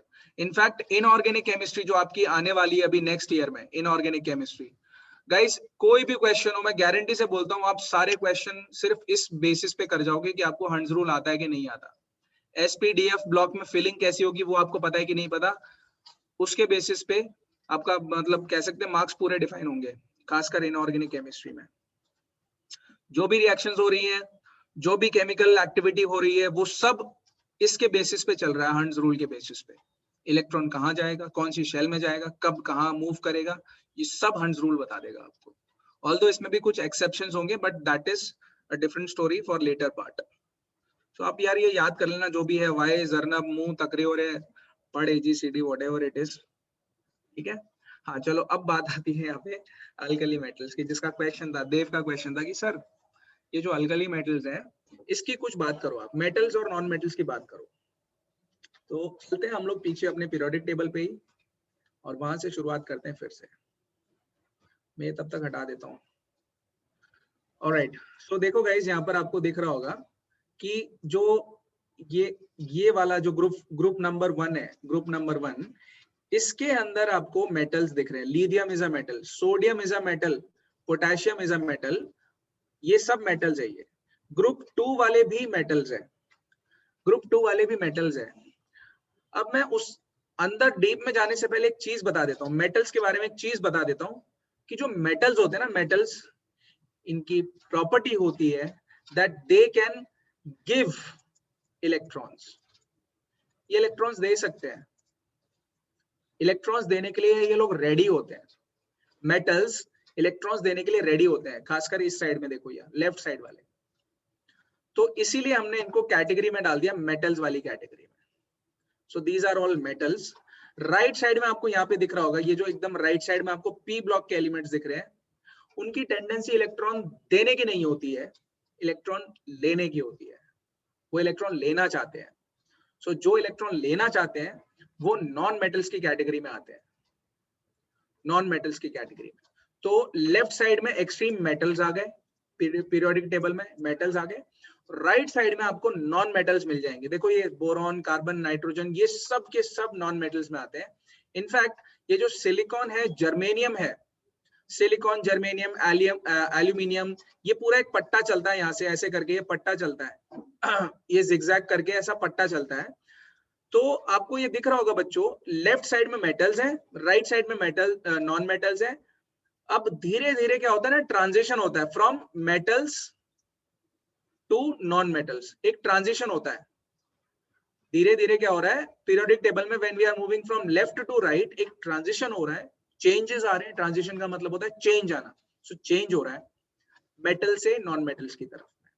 इसीलिए जो बीच के एलिमेंट्स है, ये बीच वाले एलिमेंट्स है, ये जो डी ब्लॉक आपको दिख रहा है ना, इसको बोलते हैं ट्रांजिशन मेटल्स, ट्रांजिशन मेटल्स या ट्रांजिशन एलिमेंट्स बोल लो इनको, transition elements, transition elements. Clear हुआ ये गाइस? Yes sir. हाँ, अच्छा, उसके बाद में आपको ये जो पट्टा मैं आपको दिखा रहा था, ये वाला जो पट्टा है ना, इसमें ये जो एलिमेंट्स होते हैं ना, इनकी प्रॉपर्टी ऐसी होती है कि ये आधे मेटल की प्रॉपर्टी को शो करेंगे और आधे नॉन मेटल की प्रॉपर्टी को शो करेंगे। Some properties will be relating to metals, some properties will be, familiar with the non-metal category, and that is why इनको हम लोग बीच में बोलते हैं, that they are known as, क्या बोलते हैं इनको? Metalloids. Metalloids. Metalloids. Very good. Metalloids. इनको बोलते हैं metalloids. यहाँ तक क्लियर हुआ अभी सबको? Yes sir. हाँ, यस सर। मेटलॉइड्स। अच्छा, ये जो पूरा ग्रुप है ना, ये जो पूरा पट्टा है, ग्रुप नंबर 14 वाला, ये वाला जो पट्टा है, इसमें नीचे सिलिकॉन, जर्मेनियम, इनको हम लोग बोलते हैं ये सेमीकंडक्टर्स में बहुत ज्यादा यूज होते हैं, सेमीकंडक्टर्स। अब सारी कैटेगरीज आपको ऑलरेडी पता है, कंडक्टर्स वाली कैटेगरीज, नॉन कंडक्टर वाली या इंसुलेटर वाली कैटेगरीज, और सेमीकंडक्टर यानी कि बीच वाले। तो ये रहे वो बीच वाले, सिलिकॉन, जर्मेनियम, टिन और लेड, ये वाला पूरा। इनफैक्ट सिलिकॉन और जर्मेनियम तो सेमीकंडक्टर इंडस्ट्री का मतलब भर भर के, कंप्यूटर इंडस्ट्री में सबसे ज्यादा यूज होने वाले एलिमेंट्स है ये सिलिकॉन, जर्मेनियम। उसके बाद में आपकी वायरिंग के लिए कॉपर यूज हो जाएगा, सिल्वर यूज हो जाएगा और गोल्ड यूज हो जाएगा। ये दोनों चीजें बहुत ज्यादा यूज होते हैं। यहाँ तक क्लियर हुआ? क्लासिफिकेशन एटलीस्ट क्लियर हुआ कि लेफ्ट साइड में मेटल्स मिलेंगे, राइट साइड में नॉन मेटल्स मिलेंगे, बीच में ट्रांजिशन मेटल्स है ये भी मेटल्स, ये जो डी सीरीज में ये मेटल्स ही है। उसके बाद में आपको जो ये पट्टा दिखता है जिगजैग वाला पोर्शन, इसको बोलते हैं मेटलॉइड्स। मेटलॉइड्स क्लियर है गाइस? Yes sir. फाइन। अभी हुआ क्या, ग्रुप 1 के एलिमेंट्स को बोल दिया अल्कली मेटल्स, और ग्रुप 2 के एलिमेंट्स को, ये जो ग्रुप 2 है उसके एलिमेंट्स को बोल दिया अल्कलाइन अर्थ मेटल्स। वो इसलिए बोला क्योंकि इनके जो प्रोडक्ट्स बनते हैं, इनकी जो रिएक्शंस होती हैं, वो या तो अल्कली से रिलेट कर रही होंगी या फिर अल्कलाइन सब्सटेंसेस से रिलेट कर रही होंगी। अल्कलाइन सब्सटेंसेस है, अल्कलाइन सॉल्यूशंस में जैसे कि अपने पास में सोडियम क्लोराइड टाइप आ जाएगा, या फिर वैसे टाइप के सॉल्यूशंस जो आते हैं अपने पास, अल्कलाइन सॉल्यूशन, सॉल्ट सॉल्यूशंस जिसको बोलते हो आप। तो कैल्शियम का जैसे कैल्शियम सॉल्ट, मैग्नीशियम सॉल्ट, वैसे टाइप के आप बना सकते हो, उसको बोलते हैं हम लोग अल्कलाइन अर्थ मेटल्स। तो अर्थ जबरदस्ती ऐड कर दिया गया, अदरवाइज अर्थ की कोई जरूरत थी नहीं। अभी यहाँ पे मैं रीड करके बता देता हूँ, तो या तो लिखना चाहते हो तो लिख लो, otherwise it's up to you guys. So alkali metals are so named because when they react with water they form alkalis. Alkalis मतलब hydroxides, OH बनाते हैं। जैसे कि बताना मुझे फटाफट, चलो अगर याद है तो बताओ मुझे, ग्रुप 1 एलिमेंट्स के नाम बताना जरा, ग्रुप 1 एलिमेंट्स के। हाइड्रोजन, लिथियम, हाँ, लीना के है, पोटेशियम, सोडियम, हाँ, rubidium and caesium and francium. ठीक है गाइस, ये है। अब देखो मैं आपको यहाँ पे कुछ सब्सटेंसेस के नाम बता दूं। जैसे NaOH का नाम सुना है आपने? सोडियम हाइड्रोक्साइड बोलते हैं इसको। Yes sir. सोडियम हाइड्रोक्साइड बोलते हैं इसको, सोडियम हाइड्रोक्साइड। और सिमिलरली याद देखना, ये पोटेशियम, KOH, पोटेशियम हाइड्रोक्साइड, इसको बोलते हैं पोटेशियम हाइड्रोक्साइड, पोटेशियम हाइड्रोक्साइड। तो ये जो हाइड्रोक्साइड है ना गाइस, इसको बोलते हैं हम लोग alkalis, they are known as alkalis. ये जो सोल्यूशन मिल रहा है ना अपने को, सोल्यूशन, इसको बोलते हैं alkali solution. And that is why, क्योंकि ये इन मेटल से ही मिलता है हमको। हाइड्रोजन को यार इंक्लूड मत करो उसमें। Lithium, potassium, sodium, potassium, rubidium, caesium and francium in metal से मिलता है, इसीलिए इनको हम लोग अल्कली मेटल्स बोलते हैं। क्लियर हुई ये बात? सो बेसिकली आप अगर कोई पूछेगा ना, बोलना कि ये हाइड्रोक्साइड फॉर्म करते हैं और उनको हम लोग अल्कलीज बोलते हैं, उसकी वजह से इनका नाम अल्कली मेटल्स पड़ गया, alkali metals. So alkalis are, देखो यहाँ पे डेफिनेशन भी लिखी हुई है, alkalis are what? They are hydroxide compounds of these elements. Hydroxide ये ग्रुप है, ये OH, जिस भी एलिमेंट के साथ OH लगा होगा उसको हम लोग बोलेंगे हाइड्रोक्साइड ग्रुप लगा हुआ है उसके साथ में। So hydroxide compounds of these elements such as, देखो एग्जांपल है sodium hydroxide, potassium hydroxide. And alkalis are very strong bases. Guys अब एसिड और बेस का कंसेप्ट ये आपने पहले भी पढ़ा हुआ है, एसिड का कंसेप्ट और बेस का कंसेप्ट ये आपने पहले भी पढ़ा हुआ है, मैं इसके डीप में नहीं जाना चाहता, so I won't go that much deeper into it. You all know what is an acid, what is a base. Clear है guys? Guys clear है ये? हाँ. Yes, so, sir. In fact, sodium hydroxide और potassium hydroxide बहुत ही ज्यादा strong bases हैं. They are very very strong bases. अच्छा, pH scale की अगर बात करूँ, pH scale की बात करूँ मैं, तो water का pH कितना होता है generally? 7. अच्छा, अगर मैं बात करूँ acids की, acids का pH किस direction में जाएगा? 1 to 7. Less than 7. Left side में 1 to 7 की तरफ जाएगा। बेस का किधर जाएगा? Above 7. अबव 7 से बाहर की तरफ में होगा, वो बेस की तरफ होगा। तो NaOH मोस्टली इस साइड में होगा। और देखना यहाँ पे HCl हो सकता है, या फिर बहुत ही ज्यादा strong acid 7th 8th 7th, फिर उसके बाद 8वां हो गया, फिर 9th 10th 11th 12th 13th 14th, यहाँ तक होगा सर बेसिक्स। यस हाँ, वो सबने बोल दिया यहाँ पे 1 to 7 और 7 to 14 वो बोल दिया। But thank you Naman add करने के लिए इसमें अपना input, thank you so much.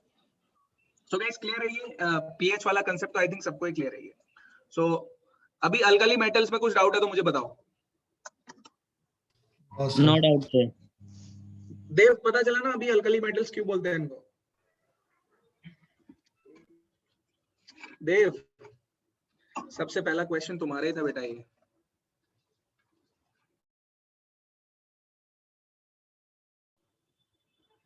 देव गायब भी हो गया। इसमें पानी पी लेता हूँ, उसके बाद कंटिन्यू करते हैं। यहाँ तक किसी को कोई डाउट है तो बोल दो यार अभी।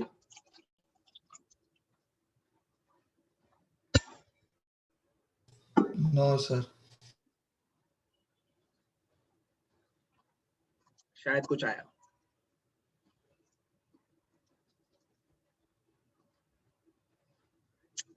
ओके, ओ हो, अरे रे, ये तो गड़बड़ हो गई। अब क्या करें? देव का नेट खत्म हो गया है। देव बोल रहा है सर मेरा नेट फिनिश हो गया है। सो अब तो देव गड़बड़ हो गया यार। अगर मेरी आवाज आ रही है ना देव, आपको थोड़ा बहुत भी सुन रहे हो यार, तो मुझे बता देना नेक्स्ट क्लास में कि कौन से टॉपिक से छूट गया था, या कौन सा डिस्कशन कर रहे थे हम लोग, वहां से छूट गया, तो हम लोग उसको देख लेंगे फिर। बट ऐसा है तो यार एक छोटा मोटा रिचार्ज कर ही लो, उसमें क्या है अभी।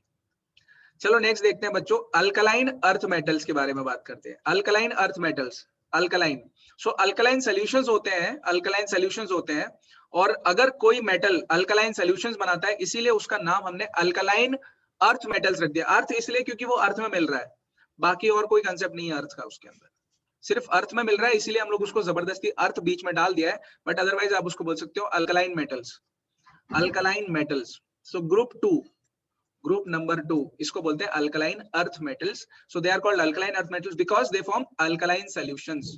अल्कलाइन सॉल्यूशंस भी क्या होते हैं? हाइड्रोक्साइड टाइप में होते हैं when they react with water. So basically the term alkaline means that the solution has a pH greater than 7 and is basic. Thus the alkaline earth metals form very basic solutions and are excellent.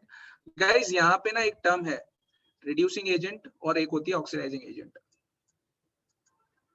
Oxidizing agent. And reducing agent. किसी को पता है क्या ये या फिर नहीं पता? रिद्धि बेटा? Reducing agents are the substances that add hydrogen and remove oxygen, and oxidizing agents are those substances that add oxygen and remove hydrogen. Yes, good, very good, very good. But I'll add something to it कि ऐसा हर case में नहीं होने वाला है। हर case में ऐसा नहीं होने वाला है बेटा। ऑक्सीडाइजिंग एजेंट और रिड्यूसिंग एजेंट की आपका जो डेफिनेशन है it is perfect, perfect definition है इस लेवल के लिए। इस लेवल के लिए एकदम परफेक्ट डेफिनेशन है ऑक्सीडाइजिंग एजेंट का और रिड्यूसिंग एजेंट का। बट ये आधा अधूरा कंसेप्ट है। जैसा मैंने आपको बताया ना कि हम लोग बोलते हैं बचपन में पानी पानी सिखाते हैं, फिर बोलते हैं सडनली H2O बोलते हैं पानी को। तो ऐसा ही है कि बेसिक हम लोग पहले बताते हैं सो दैट डर ना लगे। जैसे हम लोग पहले दिन अगर जिम में जाएंगे तो जिम का इंस्ट्रक्टर हमको छोटी छोटी जिम की एक्सरसाइजेस करवाता है ताकि दर्द ना हो हमको। अचानक से अगर हम बहुत ज्यादा जिम कर लेंगे या एक्सरसाइज कर लेंगे तो नेक्स्ट डे बहुत ज्यादा पेन होता है। तो जिम इंस्ट्रक्टर को पता है अगर पहले ही दिन आपको मैंने सारी एक्सरसाइजेस करवा दी और हैवी एक्सरसाइज करवा दी, नेक्स्ट डे आप उसको दिखोगे ही नहीं। नेक्स्ट डे फिर आप जिम छोड़ के भाग जाओगे। तो वैसा ही होता है कंसेप्ट यहाँ पे कि हम लोग जो आपको कंसेप्ट बताते हैं। इनफैक्ट मैंने भी सेम चीजें पढ़ी हूँ बच्चों, तो मेरे साथ भी सेम सिचुएशन आई है, सो डोंट वरी। सो जो ये लोग करते हैं ना, ऐसा काम ऐसा करते हैं लोग कि पहले आपको हल्के फुल्के से पुचकार के बोलेंगे कि यार ये ले, बाद में असली स्टोरी समझ में आती कि यार ये अच्छा इसलिए दे रहा था, ये इतना प्यार इसको इसलिए आ रहा था। बोलते ना यार भाई तो तेरे से थोड़ा काम है मुझे, तो ज्यादा प्यार करने लगेगा। और इनफैक्ट जिसका बर्थडे होता है, ये हमने नोटिस किया होगा देखना क्लास के अंदर, जिसका बर्थडे होता है ना उसके साथ में वो ज्यादा ही ओवर फ्रेंडली हो जाता है किसी दिन कोई बंदा, क्योंकि उसको चॉकलेट ज्यादा मिलने वाली है। तो वैसा है गाइस, होल पॉइंट इज कि जो ऑक्सीडाइजिंग एजेंट का और रिड्यूसिंग एजेंट का जो डेफिनेशन आप लोगों ने अभी तक याद किया हुआ है, it is correct, there is no problem in it, but your definition is a special case. मैं ऐसा मानता हूं, it is a special case. Actual picture is related to electrons. Actual picture is related to electrons. जब electrons का transfer होगा, if you are giving electrons और gaining electrons, तब आप बोल सकते हो कि ऑक्सीडाइजिंग एजेंट है और रिड्यूसिंग एजेंट है। मैं आपको हिंदी में एक डेफिनेशन बता रहा हूँ, आप प्लीज जिंदगी भर वही याद रखोगे ना। आपको ना इलेक्ट्रॉन्स याद करना पड़ेगा ना फिर ये हाइड्रोजन और ऑक्सीजन याद करना पड़ेगा। सो सिंपल सा डेफिनेशन है ऑक्सीडाइजिंग एजेंट का। Oxidising agents are those agents जो सामने वाले को ऑक्सीडाइज कर दें, जो सामने वाले जिसके साथ रिएक्शन होने वाला है उसको ऑक्सीडाइज कर देगा एंड खुद रिड्यूस हो जाएगा। he will sacrifice himself। so oxidising agents वो एजेंट्स होते हैं या फिर वो सब्सटेंसेस या वो कंपाउंड्स होते हैं जो सामने वाले को ऑक्सीडाइज कर देंगे लेकिन खुद क्या हो जाएंगे, रिड्यूस हो जाएंगे, खुद रिड्यूस हो जाएंगे। और इस सेंस में आपको मैं एक होमवर्क देता हूं, इस सेंस में आपको होमवर्क देता हूं कि आप इसको इलेक्ट्रॉन से रिलेट करके कोशिश करो, समझने की कोशिश करो, इलेक्ट्रॉन से रिलेटेड, और ढूंढना कि क्यों सर ने इलेक्ट्रॉन्स का ज्यादा फोकस किया इसके ऊपर, क्यों किया फोकस इसके ऊपर। कुछ रिएक्शंस ऐसी होती हैं गाइस, जिसको पता नहीं है मैं उसको बता देता हूं। अब तक जो हम ऑक्सीडाइजेशन और ऑक्सीडाइजिंग एजेंट्स की बात करते आए हैं उसमें कुछ अब तक जो हम रिएक्शंस देख रहे थे उसमें कहीं ना कहीं ऑक्सीजन और हाइड्रोजन इन्वॉल्व थे, oxygen and hydrogen they were involve, और इसीलिए हमने ऑक्सीडाइजिंग और रिड्यूसिंग एजेंट की डेफिनेशन इनके बेसिस पे दी हुई थी। बट अब एलिमेंट्स ऑक्सीजन नहीं हो सकता, हाइड्रोजन नहीं हो सकता, कुछ रिएक्शंस में ये दोनों ही नहीं होंगे, फिर आप फंस जाओगे वहां पर, फिर आप वहां पे फंस जाओगे कि सर यहाँ पे ऑक्सीडाइजिंग एजेंट कौन सा है, यहाँ पे रिड्यूसिंग एजेंट कौन सा है, वहां फंस जाओगे। तो वहां पे आप प्लीज इतना याद रखना, ऑक्सीडाइजिंग एजेंट मतलब वो जो सामने वाले को ऑक्सीडाइज कर देगा और खुद रिड्यूस हो जाएगा, और रिड्यूसिंग एजेंट वो जो सामने वाले को रिड्यूस कर देगा और खुद मजे ऑक्सीडाइज हो जाएगा, खुद ऑक्सीडाइज हो जाएगा। क्लियर है गाइस? ये क्लियर है guys? Yes, sir. Yes, sir. हाँ, ये हिंदी वाला याद करना। रिद्धि बेटा आप ये याद करना, हालांकि एग्जाम में भी आप लिख सकते हो, no problem in that guys. Exam में भी आप लिख सकते हो ऑक्सीडाइजिंग एजेंट की डेफिनेशन अगर आती है तो you can simply write that oxidising agents are those substances which oxidize the other substances but they reduce themselves। तो आप ये डेफिनेशन लिख दो और थोड़ा सा आप अपना ऐड कर देना, इन अदर वर्ड्स ऑक्सीजन और हाइड्रोजन वाला, बस दैट्स इट, आपका डेफिनेशन कंप्लीट हो जाएगा। ऑलराइट गाइस, तो मतलब यहाँ तक कोई डाउट है तो बताओ यार, फिर आगे बढ़ते हैं। कोई डाउट नहीं है सर। पक्का? हाँ सर। तो मैं पूछ लूं फिर? हाँ पूछो। मुझे फटाफट आंसर बताओ कि जो मेटल्स होते हैं, मेटल्स वो इलेक्ट्रॉन देते हैं कि इलेक्ट्रॉन लेते हैं? इलेक्ट्रॉन देते हैं। देते हैं सर। इलेक्ट्रॉन देते हैं। अच्छा, अगर वो इलेक्ट्रॉन देंगे तो उनके पास क्या होगा? इलेक्ट्रॉन की डेफिशिएंसी हो जाएगी या इलेक्ट्रॉन की सफिशिएंसी हो जाएगी? Sufficiency. Is it? Yes sir. भाई जिसने इलेक्ट्रॉन दे दिए अपने खुद के इलेक्ट्रॉन दे दिए, वो डेफिशिएंट कहलाएगा या सफिशिएंट कहलाएगा? वो sufficient deficiency। Outermost shell complete हो जाएगी। एक मिनट, कौन बोला? नाम से बोलना प्लीज, जिसने बोला कंप्लीट हो जाएगी। जलज। जलज या हे? जलज ने सर, बोला। जलज ने क्या बोला? बोला। आपने क्या बोला? हाँ, क्या बोला कि डेफिशिएंसी नहीं होगी, सफिशिएंसी होगी, आउटरमोस्ट शेल फिल हो कर दो जाएगी। प्लीज। उसकी सफिशिएंसी हो जाएगी इलेक्ट्रॉन्स की, आउटर मोस्ट ना शेल बेटा। कंप्लीटली फिल अब होगी। देखो जलज, इसको ना समझो एक बार। अब इसको समझो एक बार, आप इसको समझो, और ये इंपॉर्टेंट कंसेप्ट है क्योंकि नेक्स्ट वाला जो टॉपिक है वो इसी के बेसिस पे है। पहले हम यहाँ पे आ जाते हैं। यहाँ पे देखो एक शॉर्ट तरीका याद करने का, वैलेंसी। ये जो ग्रुप वन है, इसका मतलब ऐसा होता है, ग्रुप वन का मतलब ऐसा है कि जो इसकी लास्ट शेल है उसमें एक इलेक्ट्रॉन है। लास्ट शेल है ना इसकी, उसमें एक इलेक्ट्रॉन है लास्ट शेल में। तो आपको मालूम है हाइड्रोजन के पास एक ही शेल है और उसके पास एक ही इलेक्ट्रॉन है। लिथियम की जो लास्ट शेल है बेटा, उसके अंदर एक ही इलेक्ट्रॉन है। टोटल इलेक्ट्रॉन्स इसके पास 3 है। इसके लिथियम के पास में लास्ट शेल में एक ही इलेक्ट्रॉन है, बट ओवरऑल इसके पास इलेक्ट्रॉन्स कितने हैं? 3 इलेक्ट्रॉन्स है। तो इसकी फिलिंग कैसे होगी पता है? ये इसका न्यूक्लियस रहा, ये इसकी फर्स्ट शेल रही। फर्स्ट शेल में आप सबको पता है 2 इलेक्ट्रॉन्स मैक्सिमम भर सकते हैं। इसकी जो सेकंड शेल आने वाली है, सेकंड शेल देखो, शेल ऐड हुआ है, शेल ऐड हो गया, यहाँ पे इसके पास एक इलेक्ट्रॉन, यहाँ पे इसके पास एक इलेक्ट्रॉन है। सिमिलरली बच्चों, अगर मैं सोडियम की बात करता हूँ ना, देखो सोडियम में कैसे फिल कर सकते हैं हम लोग। सोडियम की बात करते हैं, सोडियम का जो एटॉमिक नंबर है दैट इज 11। सो बेसिकली अगर ये ग्राउंड स्टेट में होता तो इसके पास 11 इलेक्ट्रॉन्स होते। अगर ये ग्राउंड स्टेट में या फ्री स्टेट में होता तो इसके पास 11 इलेक्ट्रॉन्स होते। एंड उसमें क्या होता, देखो फर्स्ट शेल रही, सेकेंड शेल आ गई। देखो गाइस, फर्स्ट शेल में इसके पास में 2 इलेक्ट्रॉन्स हो सकते हैं। जैसा कि मैंने आपको लास्ट क्लास में बताया था, सेकेंड शेल में मैक्सिमम कितने इलेक्ट्रॉन्स भर सकते हैं हम लोग?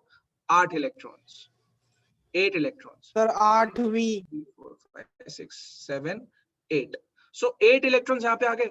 अब मुझे टोटल इलेक्ट्रॉन्स बताओ बच्चों कितने हो गए यहाँ पर? 2 + 8 = 10 इलेक्ट्रॉन्स हो गए। 10 इलेक्ट्रॉन्स हो गए ना यहाँ पर अभी। अब एक और शेल आएगी, अब एक और शेल ऐड होगी, उसमें लास्ट इलेक्ट्रॉन भरा जाएगा, जहां पे कितने हो जाएंगे टोटल इलेक्ट्रॉन्स? 11 इलेक्ट्रॉन्स। और वो 11 इलेक्ट्रॉन्स किसको बता रहे होंगे? सोडियम को। वो 11 इलेक्ट्रॉन्स किसको डिनोट कर रहे होंगे? सोडियम को डिनोट कर रहे होंगे। सो यहीं पे कंसेप्ट आता है वैलेंसी का, दैट इसकी जो लास्ट शेल है उसमें वैलेंसी कितनी है? 1। सिमिलरली ग्रुप 2 की बात करो आप, ग्रुप 2 में वैलेंसी कितनी हो जाएगी? 2। ग्रुप 2 की वैलेंसी है 2 यहाँ पे, क्योंकि इसकी लास्ट शेल में 2 इलेक्ट्रॉन्स रहते हैं, 2 इलेक्ट्रॉन्स। क्लियर हुआ यहाँ तक ग्रुप 1 और 2 का? Yes sir. बात आती है बोरॉन की। बोरॉन की बात करते हैं बच्चों। ये जो बोरॉन है ना, दिस इज नोन एज,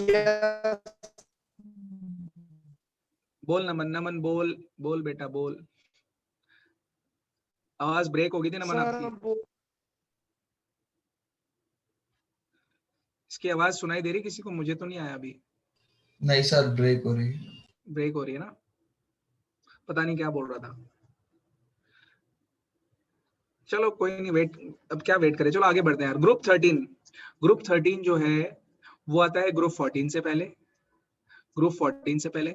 अच्छा बच्चों, जो कार्बन या फिर जो ग्रुप 14 एलिमेंट्स है ना, इनकी जो लास्ट शेल होती है उसमें इनके पास में 4 इलेक्ट्रॉन्स की रिक्वायरमेंट होती है। कितने इलेक्ट्रॉन्स की रिक्वायरमेंट होती है? 4 इलेक्ट्रॉन्स की। इससे पहले वाली जो ये वाली जो शेल है, ये वाली जो शेल है, इसमें रिक्वायरमेंट होती है 5 इलेक्ट्रॉन्स की, 5 इलेक्ट्रॉन्स की। सो अगर मैं सिर्फ बोरॉन की बात करता हूँ ना, सिर्फ बोरॉन की, तो इसकी लास्ट शेल में कितने इलेक्ट्रॉन्स होने वाले हैं? 3 इलेक्ट्रॉन्स होने वाले हैं।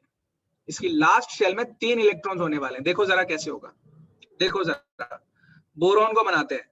बोरॉन की जो फर्स्ट शेल है उसमें 2 इलेक्ट्रॉन्स 1 2, सेकेंड शेल आएगी उसमें एक मैक्सिमम बना सकते हैं 8, बट मेरे को तो कितने बनाने हैं टोटल इलेक्ट्रॉन्स 5, तो 1 2 एंड 3। देखो टोटल हो गए 2 + 3 = 5 5। तो इसकी जो लास्ट शेल होगी ना बच्चों, लास्ट शेल, उसमें कितने इलेक्ट्रॉन्स हैं? 3 इलेक्ट्रॉन्स। ऐसे करके 3 से जाएगा, फिर 4 आएगा, यहाँ पे 5 आएगा, यहाँ पे 6 आएगा, इसकी लास्ट शेल में 7 इलेक्ट्रॉन्स होंगे और इसकी लास्ट शेल में 8 इलेक्ट्रॉन्स मिलेंगे आपको यहाँ पर। ये चलेगा फर्स्ट ये वाले पीरियड में और ये वाले पीरियड तक, ये वाले पीरियड में और ये वाले पीरियड में guys. So aluminium, silicon, phosphorus, sulphur, chlorine और आर्गन, ये ऐसे फिल होती हैं कि इसकी लास्ट शेल में 3, इसमें 4, इसमें 5, इसमें 6, इसमें 7 और इसमें 8। ये क्लियर हुआ? फंडा क्लियर हुआ? Yes sir. Yes sir. फंडा क्लियर हुआ? हाँ, Yes, cool sir. Cool cool. So अब मैं जो आपको बोलता था completely filled you know orbital या शेल्स जिसको बोलते हो आप लोग, कंप्लीटली फिल्ड कौन सी होती है? जिसकी शेल पूरी तरह फिल्ड हो। जैसे अगर जिसके पास में फर्स्ट एक ही शेल है तो इसमें मैक्सिमम 2 के 2 इलेक्ट्रॉन्स भरे होने चाहिए, इसको बोलेंगे कंप्लीटली फिल्ड। अगर इसके पास में बच्चों लेट्स सपोज ये वाला, मैं ये एक सेकंड ये मिटा देता हूं। सो एक मिनट यार, थोड़ी देर में फिर टाइम भी हो रहा है ना, इसको बंद करेंगे। अच्छा, नेक्स्ट शेल में अगर मान लो अपने पास में जैसे फर्स्ट शेल है उसमें अगर एक ही शेल था तो 2 इलेक्ट्रॉन्स भर गए। अगर 2 शेल है तो दोनों की दोनों फिल होनी चाहिए completely.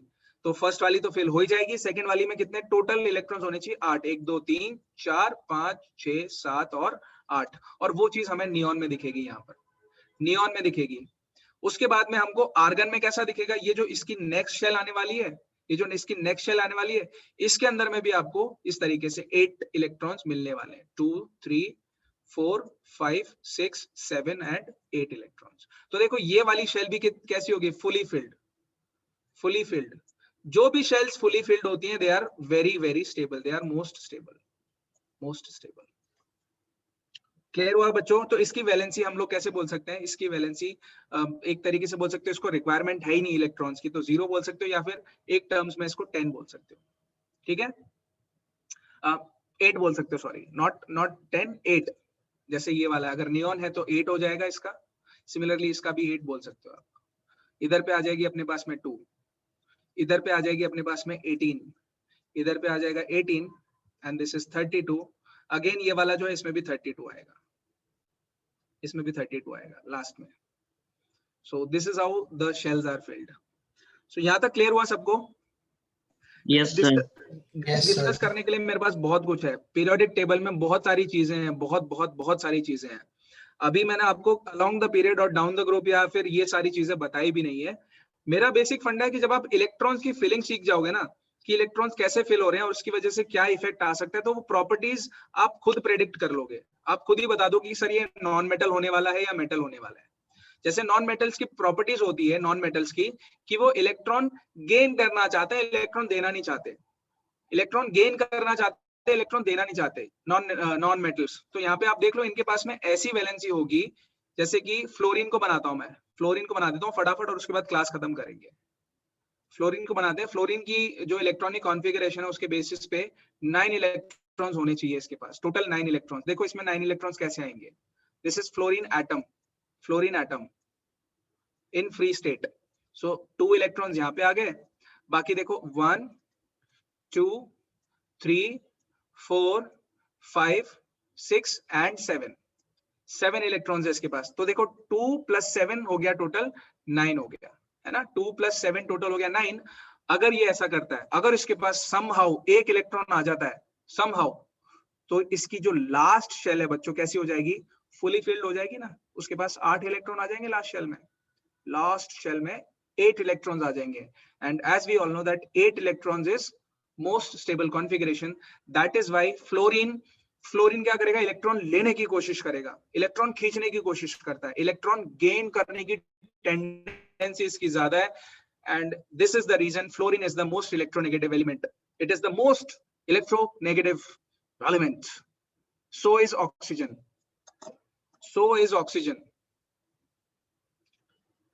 Fluorine is most electronegative, so is oxygen, and उसके बाद में कहानी शुरू होती है फिर क्लोरीन ब्रोमीन की। गाइस यहां तक समझ में आया? Yes, sir. चलो, यहां तक कुछ डाउट है तो बताओ, और अगर किसी को रोकना है और आगे का कुछ पूछना है जैसे वैलेंसी से रिलेटेड या मेटालिक नॉन मेटालिक कैरेक्टर से रिलेटेड, तो वो रुक के मेरे से क्वेश्चन पूछ सकता है। Otherwise shall we stop here? Sir लिख दे नमन, लिख दे मेरे भैया, लिख दे चैट में लिख दे, चैट में लिख दे नमन, चैट में लिख दे बेटा। अगर कुछ बोल रहा है, बाय बोल रहा है या कुछ क्वेश्चन पूछ रहा है तो चैट में लिख दे। You know 106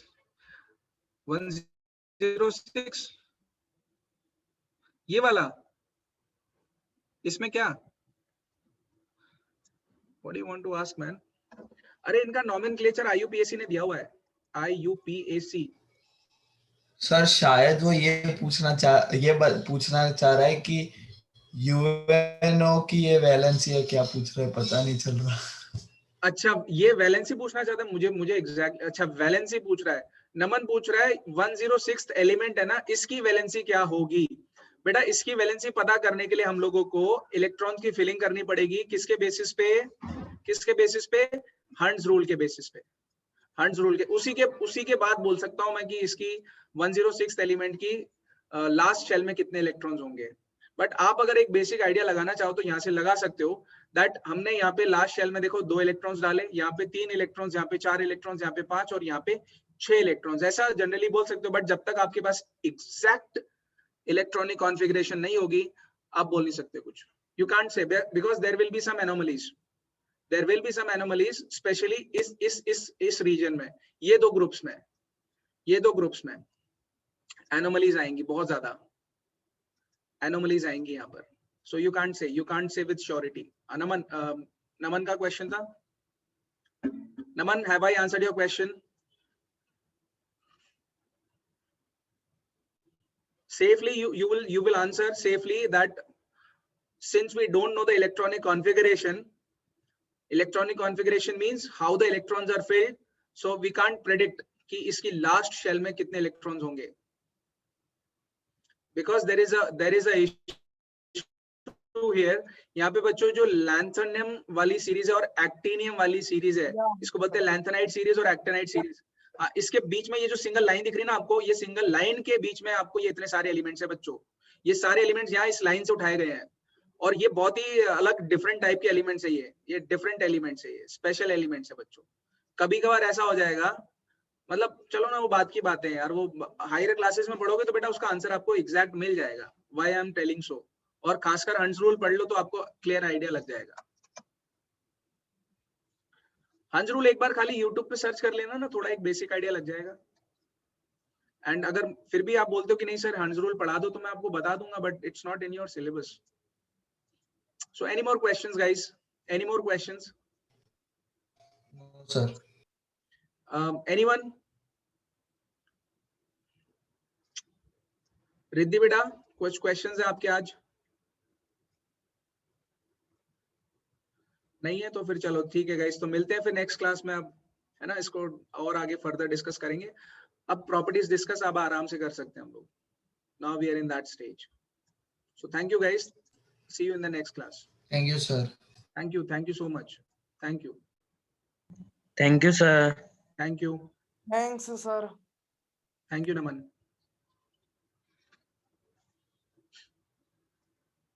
All right, you guys can leave.